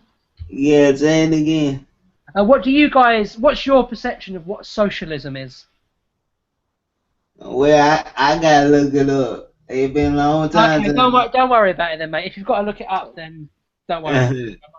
Because I've just noticed that a lot of Americans, they tend to like look at communism and socialism and all those things and just sort of group them together. And I don't really understand that, and I was just kind of asking. Yeah, I don't know nothing about no economics. Good thing this isn't an economics debate then. Oh, Well, I've noticed a lot of like conflation of those issues, which I don't understand. Shall we talk about an issue that's in the news at the moment and kind of get some views on it? Jay's back. Yay! Yeah, what happened? Yeah, too bad. Technical difficulties. Sorry. What were you guys talking about? I'll catch up. We just basically just went a little bit off the side, just a little bit, just talking about socialism and the different of the American interpretation of socialism. Like how in a lot of American places, especially places where the Republicans are sort of in control, I've noticed that socialism is kind of a dirty word. Mm-hmm. In Europe, it's just another political ideology, and it pretty much the general idea of socialism is that the state has a responsibility to share its wealth with the people, rather than sort of keep it for itself. That's what they say. Yeah, I know, but the thing is, you can't trust the government, which is why you never can. That's why socialism doesn't work, in my opinion, is because people are not good. Basically, like people will always be corrupt, so you can't have a system where wealth is distributed equally. I agree. But you know, I don't think there is a political system which works. That's my opinion on it. There isn't one. We just don't have one. People are too flawed to carry it out effectively. But you got a point. You got a point there, because I know a lot of people. If you guys see on your news feed, follow me on Snapchat. Everybody's doing it. Well, I'm not doing that, because of course, if you go into the privacy settings and you actually look at the terms and conditions, they are working for the law enforcement. It says it. I posted it on my Facebook. What's wrong, poo poo? And sorry. So I agree. I think social is a bit derogatory, but at the same time, social can also be a terminology used through the government to actually socialize what's going on with the community today, with the people who are, of course, under attack, but don't know they're under attack, or are, of course, silently under attack. So I really don't trust too much anyone that's in higher power, because, of course, anyone with power is going to abuse it. Like, say, for instance, like any one of you, exactly. Like, if I was going to be president, of course, I'm going to try to abuse a few things. I want things to be comfortable to how I want it to be set. I'm just being honest. Like, if I want to say, okay, I'm the first black president of America, I want to legalize marijuana. Now, a lot of people don't smoke marijuana, so of course they're going to have an issue with that because they feel it's bad to smoke weed. I disagree, because of course, scientifically, Leo, you know, marijuana cures cancer, it cures glaucoma for eyes, it helps people with seizures. Now, those who don't have any health issues could be on a bit of a debative side, like why are you used for recreational use is drug abusive. So I guess that would put me in that category because I don't have any type of illness. But such rather, I will use it because it's actually, I learned in the Bible, when you're grieving or when you're feeling heavy-hearted, you can sip a little, of course, hard liquor or wine. It helps you get over your troubles, and anyone who drinks knows this. And whoever smokes knows if you're mad, once you hit that blunt, you're not mad anymore. So it's all psychological, and it's like social. I believe the media brainwashes a lot of people today.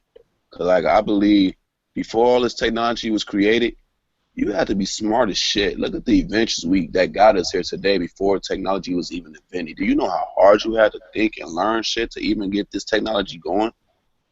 Of course they had. I actually agree with you there. I think that nowadays, because life has become so much easier, people have gotten softer. Yeah. Mm-hmm. This is the thing, which is quite funny, is that I didn't expect us to agree on so much. But no, it's different when you're in person.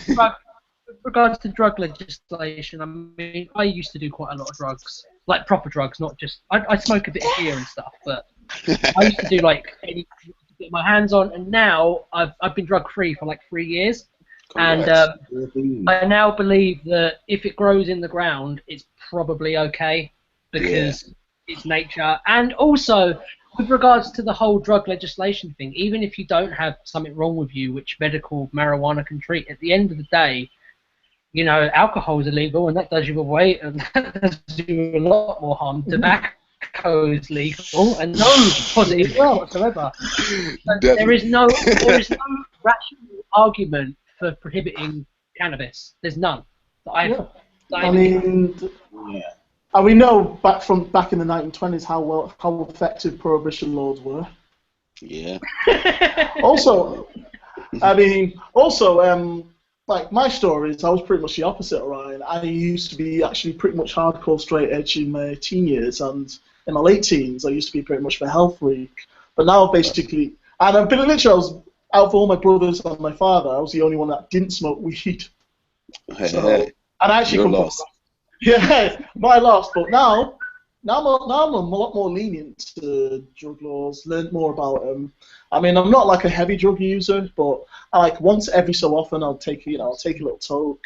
I'll have a few drinks here and there. I'm not as uptight as I used to be, which is good in a sense, but it's bad in a sense because I don't exercise as much, not nearly as much, and I do really want to get back into the gym. So absolutely, that's it. I guess a lot of the way. Sorry. It's okay. I mean, it all goes to a modesty, you know, like you guys were saying, like how you look at it differently. Of course, a lot of people is not gonna look at it like that.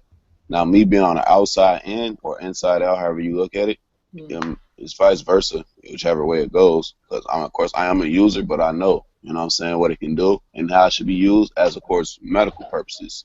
So there's a difference. It's a very thin line, but a very thin difference between recreational use and the medical use. You follow what I'm saying? Yeah. So so that puts in play modesty. So if it's going to be medical use, there's going to be a modesty. Okay, smoke this amount, which is a dosage. Recreational use, you just got to have common sense. Okay, I'm just high as shit. I'm eating everything in the fridge. I need to slow the hell down. Yeah. I think. Well, what I used to say is, what I would say for drug users is like, it's okay to use drugs, just make sure the drugs don't use you. I just Absolutely. I think that we need to start making a distinction. I think that the way that we look at drugs and the way that we classify drugs is really oversimplistic. I think that if you're going to call something a drug, there needs to be a specific criteria. Like, for example, I would argue that cocaine is a drug because it's hell of a drug. Yeah. Hell of a drug. But because it's synthesized by man. Whereas if you look at like mushrooms or weed, like it's not. It's just grown in the ground. Like you can pick a bud and just smoke it and you'll get high. Whereas if you pick coca leaves, it's not going to have the same effect. No. Because you got these chemicals. Are you speaking as far as like creating like scientific, like now we can get to like a scientific outlook on this? From of course you said marijuana is a bud. I don't know what it's like in the US, but in the UK now you get like designer drugs and stuff.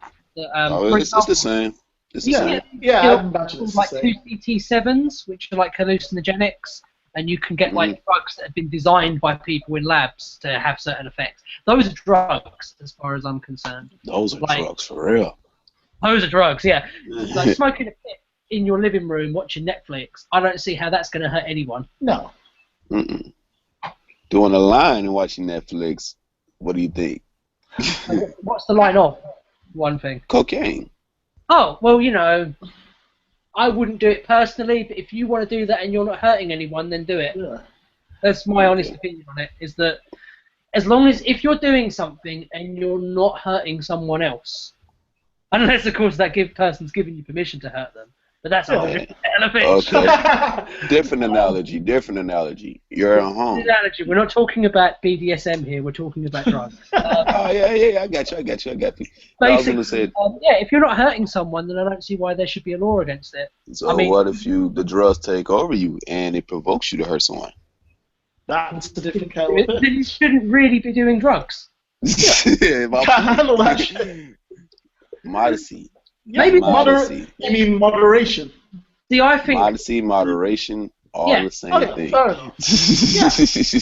Yeah, you're right. Yeah, I don't have a very good vocabulary, so I want to say No, I'm gonna sound dumb. not a problem. Not a problem. I just want to know what you meant. For some reason, stupid. Yeah, the thing No, you're right. You're right. I mean, just kidding, man. This is a weird thing. We're supposed to have a debate, and we're all agreeing on the same shit. Exactly. This is like, I don't know if it's Different gone wrong. I don't know if it's wrong. I don't know if it's a debate gone wrong or a debate gone right. Debate gone right. But it's a conversation at the end of it. We're having dialogue. It's gonna be. Everybody is gonna get there, but at the same time, it's just different knowledge. You just gotta listen. Like, what were you gonna say, Leo?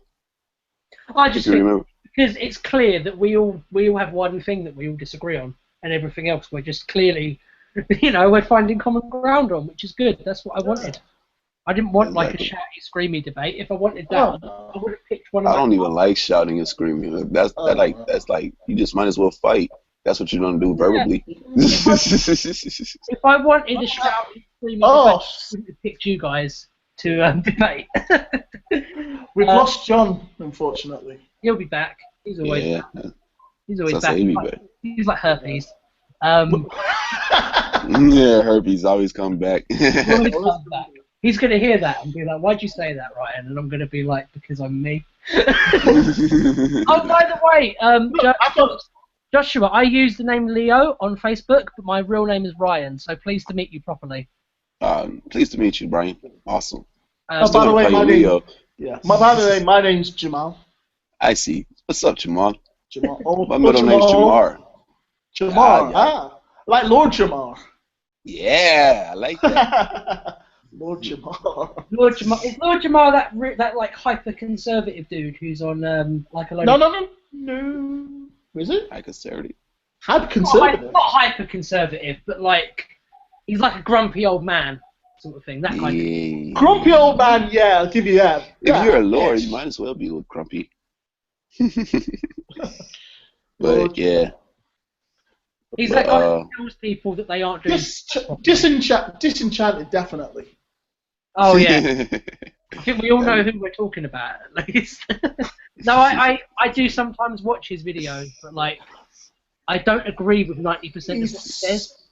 That's a very big disagreement. Yeah. Very good at rhetoric though, which I will say. He's very good at like, making an argument. Well, for me, it's a mixed bag. For me, it's a mixed bag. There's a lot of truth to what he says, but there's just some things where it's like, come on, Lord Jamal, it's not that serious. I mean, whether he's speaking. Like, wait, who is this guy? He's like my ball with like some dreads or something like that. Lord Jamar. Ah, Lord Jamar. That's who you guys talking about. Yeah. And like, what does he usually talk about? Like, I haven't listened to him recently. What is I think a lot of the I think recently it was he did a lot of videos about Iggy Azalea. Yeah, he's one of those guys who's like, if you do hip hop and you're not black, you have to do it a certain way. And it's like he's what do you call that? What do you call that? That's a word. Stereotype. Yeah. Stereotypical. Yeah, that's not the word, but that's close, That's not what I was thinking. Generalizing. Hey, welcome back, John. Hey, John. Herpes.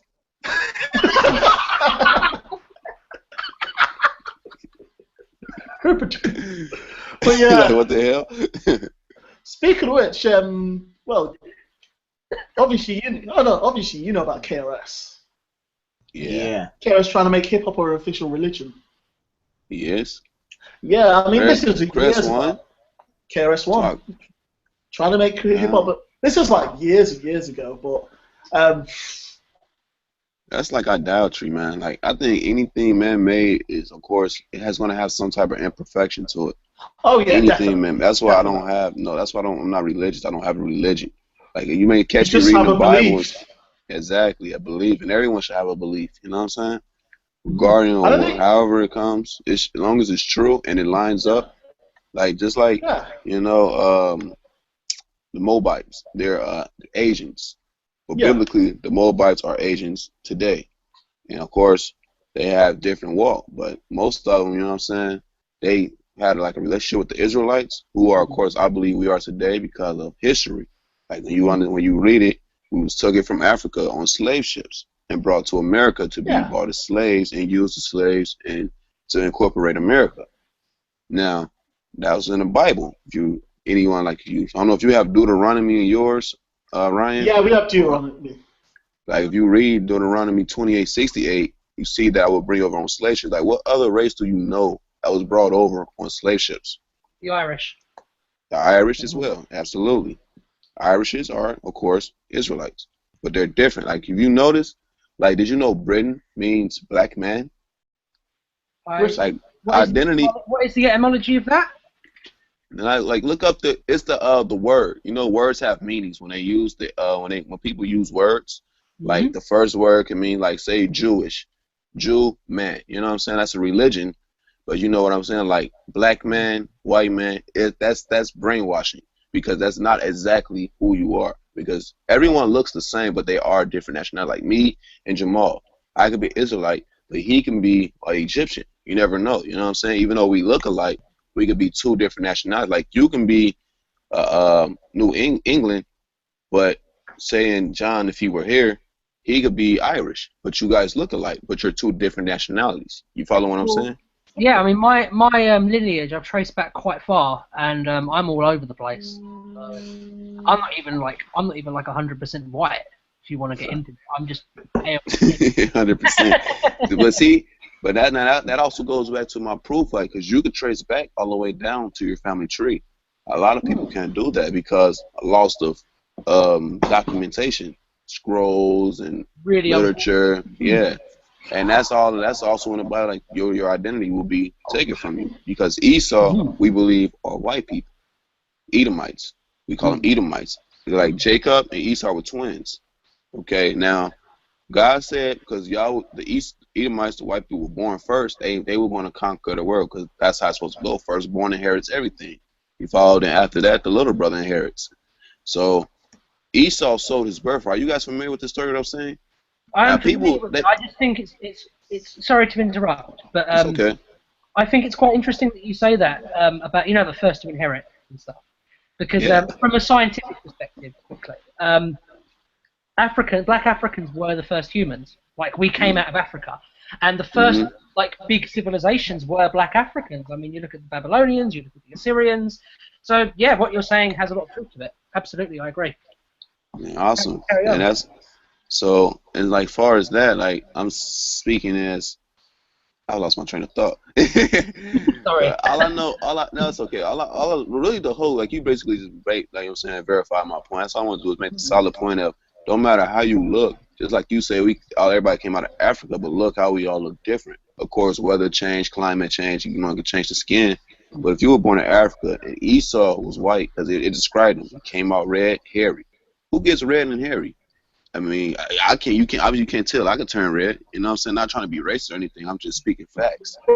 And then the one came out. I'm just being honest. And then the second Jacob, which was black, came out with dark, smooth skin. You look, you see dark, smooth skin.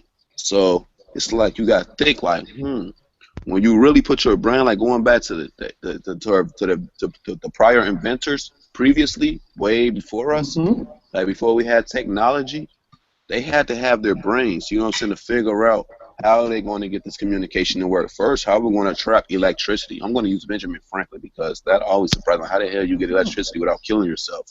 Like that today, you know what I'm saying, beguiles my mind. Like I can't really. Well, in fairness, it's pretty much been proven that the kite story was a lie that he fabricated. Okay. But if he had been struck by lightning while flying a kite and he didn't have rubber soled shoes on, he probably would have died. Well, and I doubt they have rubber shoes. No, you're right. You're right because rubber soles, because the ground, electricity comes from the ground. not from Scott. I will admit that I did not learn that from a science textbook. I learned that from Doctor Who. Now we have Huvianism in the debate. No, we don't, because that's a whole other debate.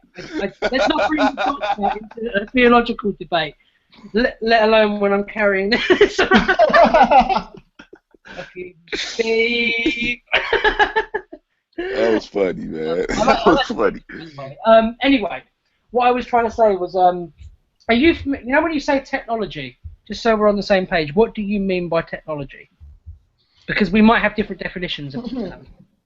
When I say technology could not necessarily be electronic, you know what I'm saying? Because before, when they invented cars, so I get what you're saying, they use water and steam to move vehicles, and that could be technology. It doesn't always have to be electronic. But when the phrase I'm using technology, I'm speaking to technology we use today, electronics. You know what I'm saying? Electronical technology. Thanks for clarifying that. There is a lot of technology. We're on the same page so that there's no misconception. Yeah, especially considering, well, everything is technology pretty much. I mean, not just laptop, not just the camera that we're using. I mean, the table that's actually, the seat that I'm sitting on, the table that I'm resting my laptop on, just even the doors and the blinds as well. So I have my definition of technology would be a lot deeper. Just in the fact that, well, everything is technology. Everything that we use that enhances our lives, from the very, very meager to the technically advanced, is pretty much technology. Even the Bible that you read is technology. Absolutely. Actually, no. I wouldn't say it's technology. It's literature. You can't. Literature. Okay. I can't say technology. But maybe like the I want to know the actual what's inside it, not the actual text in it. I mean, just obviously what's made of and how you actually use it. This is all getting a little bit new age. Invented. Oh, you're screwing the pooch. Oh, so. No, I get idea what he's saying. He's saying like how it was invented, or saying that because to technologize something has to be invented or created. I'm sorry? Are you familiar with the Baghdad battery? The what theory? It's not a theory, it's an object. It's called the Baghdad battery. No, enlighten me, I'm not familiar. They found what they thought were like vases in the desert of Baghdad. They dug them up, they did some tests on them, and they found out they were actually modern batteries, right? Okay. You know how a modern battery works, you've got the alkaline, you've got the acid, they mix together, they create an electrical charge.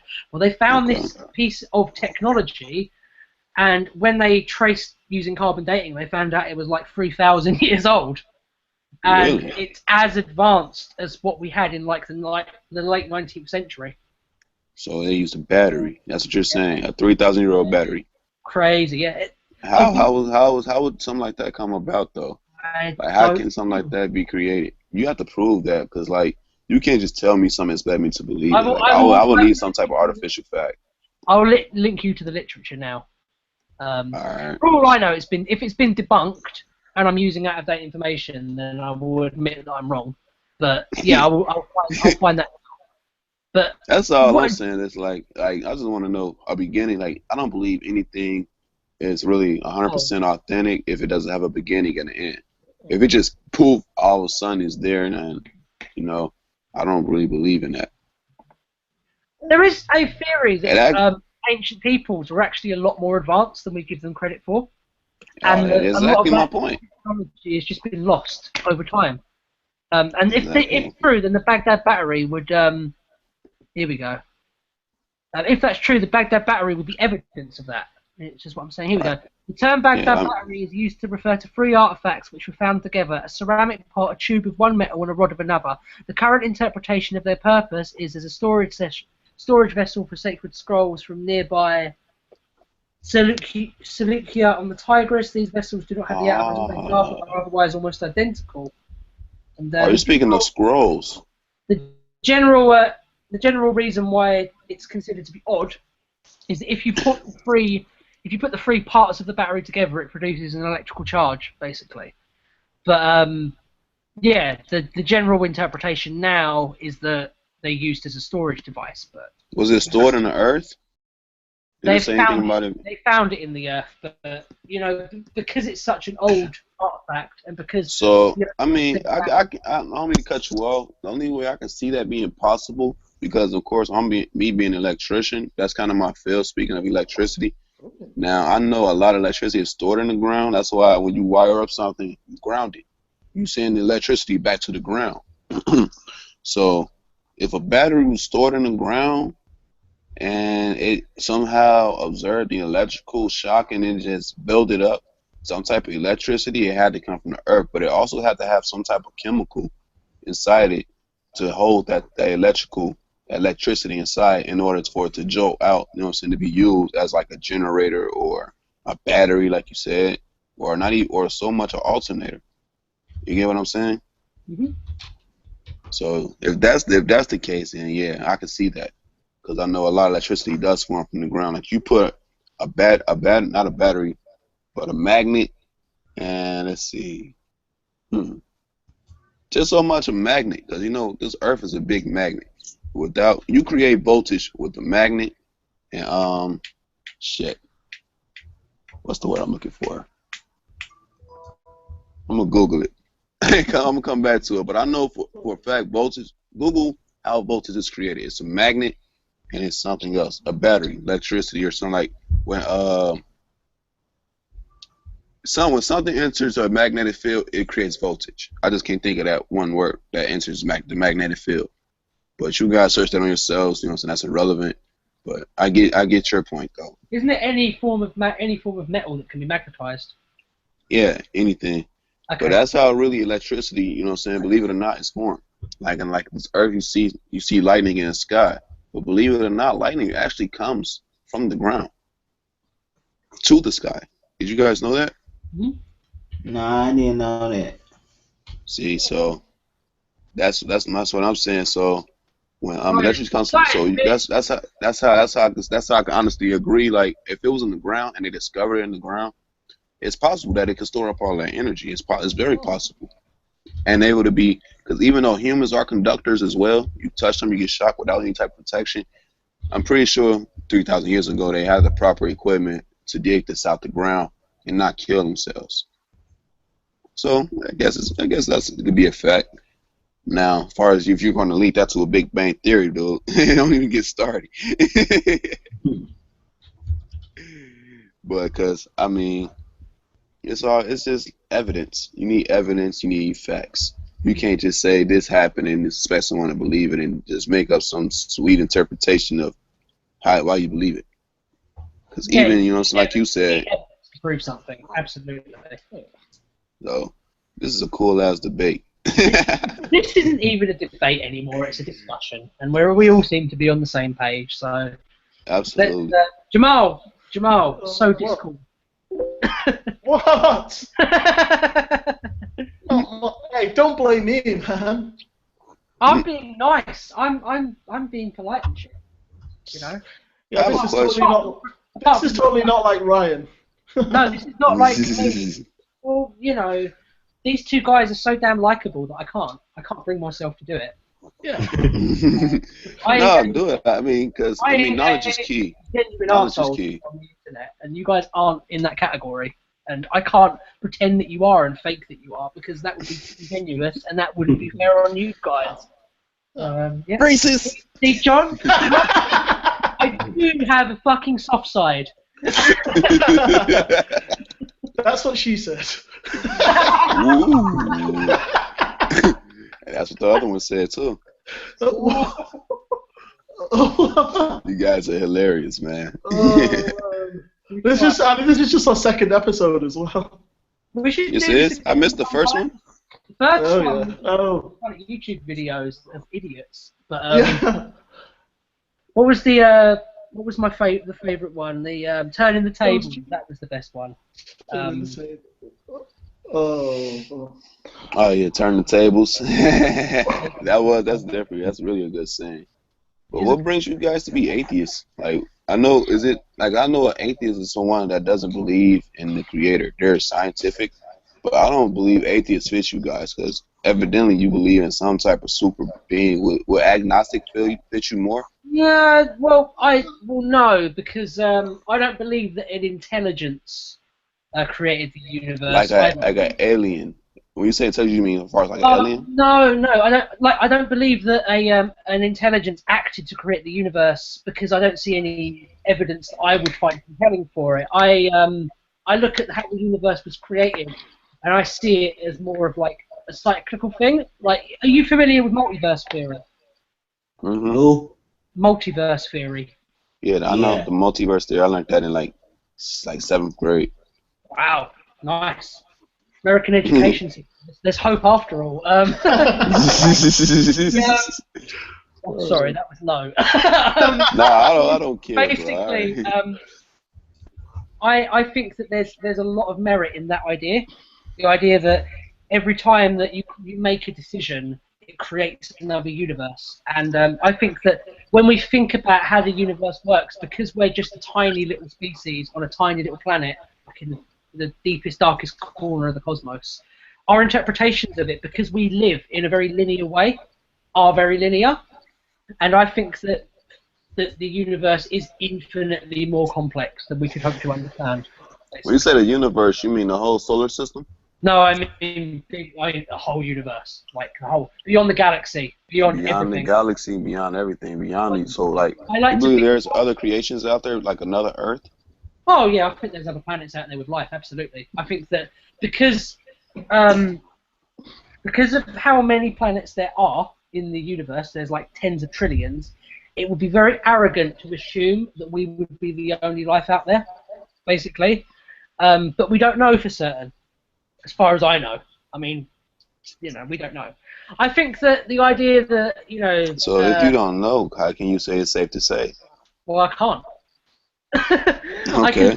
I can say this is what the evidence suggests to me, but I would never say there is no God. Like, I would never go, there can't, because that would be arrogant to suggest. Okay, now that's humble. I respect that. My basic view of it is, based on the evidence that I've seen, there probably isn't. But if there is, it probably isn't the interpretation of God that Christianity has. It could be something else. It would probably be something a lot more complex, basically. So that's why you say intelligence, because that will go. What's up, bro?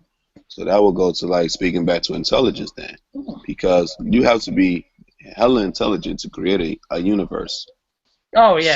Super intelligent, and even though you say it's safe to say that. Oh no, lost him again. Sure, again. It's probably my fault. It's usually my fault. John, what are you? You're garbage, Ryan.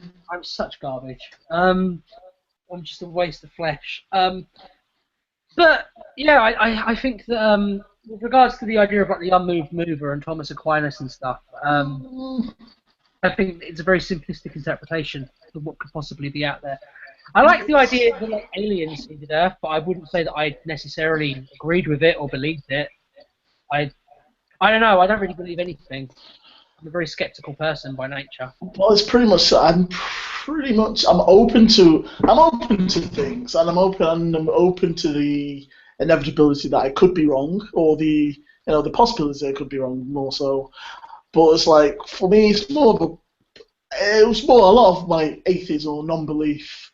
It was more of an emotional rather than a scientific, because like I grew up in a very strongly religious household. Well, on my dad's side at least. But trying not to sound as I grew up, it's more like, yeah, it's not for me. Thanks, but no thanks. Been looking into it, obviously.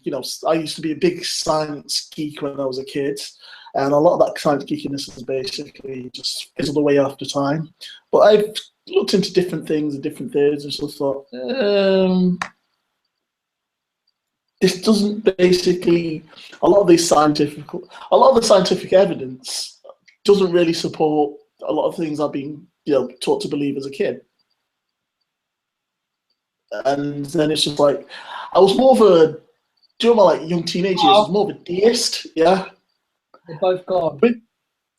No. No, you're garbage. Oh dear. But I agree with everything you said, obviously. So there's that. Okay, we're back to the circle jerk. So I think that we should end the circle jerk, actually. At the very least, we should end this episode, because clearly the debate has not worked. Because we're all so damn likable. I know. I know, right? I mean, it's like, for fuck's sake. No. What I'm going to do is I'm going to end the live broadcast. Mm-hmm. But if the guys want to continue talking, which I'm up for, we'll have another discussion, basically. So this has been episode 2 of the Singing Soapbox. Clearly, we're still finding our feet, but you know, such is life. Such is life. But it's been an entertaining episode, and we've enjoyed ourselves, as I hope you guys sure have. Remember, everyone, to embrace vagina power. Yep, vagina power. Vagina power. Also, I'd like to make a quick announcement that the Captivators are going to be playing on the 19th of June at Mono Bar in Cholton. So get yourselves down there. That'll be from 9 o'clock. So, Ryan, do you have anything else to promote or plug? No, not really. No. Hi, guys. Big shout out to me, because I'm awesome. And, yeah. Have a lovely week, and I will see you all next week. Same back time, same back channel. Same black time, same black channel. See y'all. Shut up, you fat white neck beard. Shut up, bitch. Fuck you.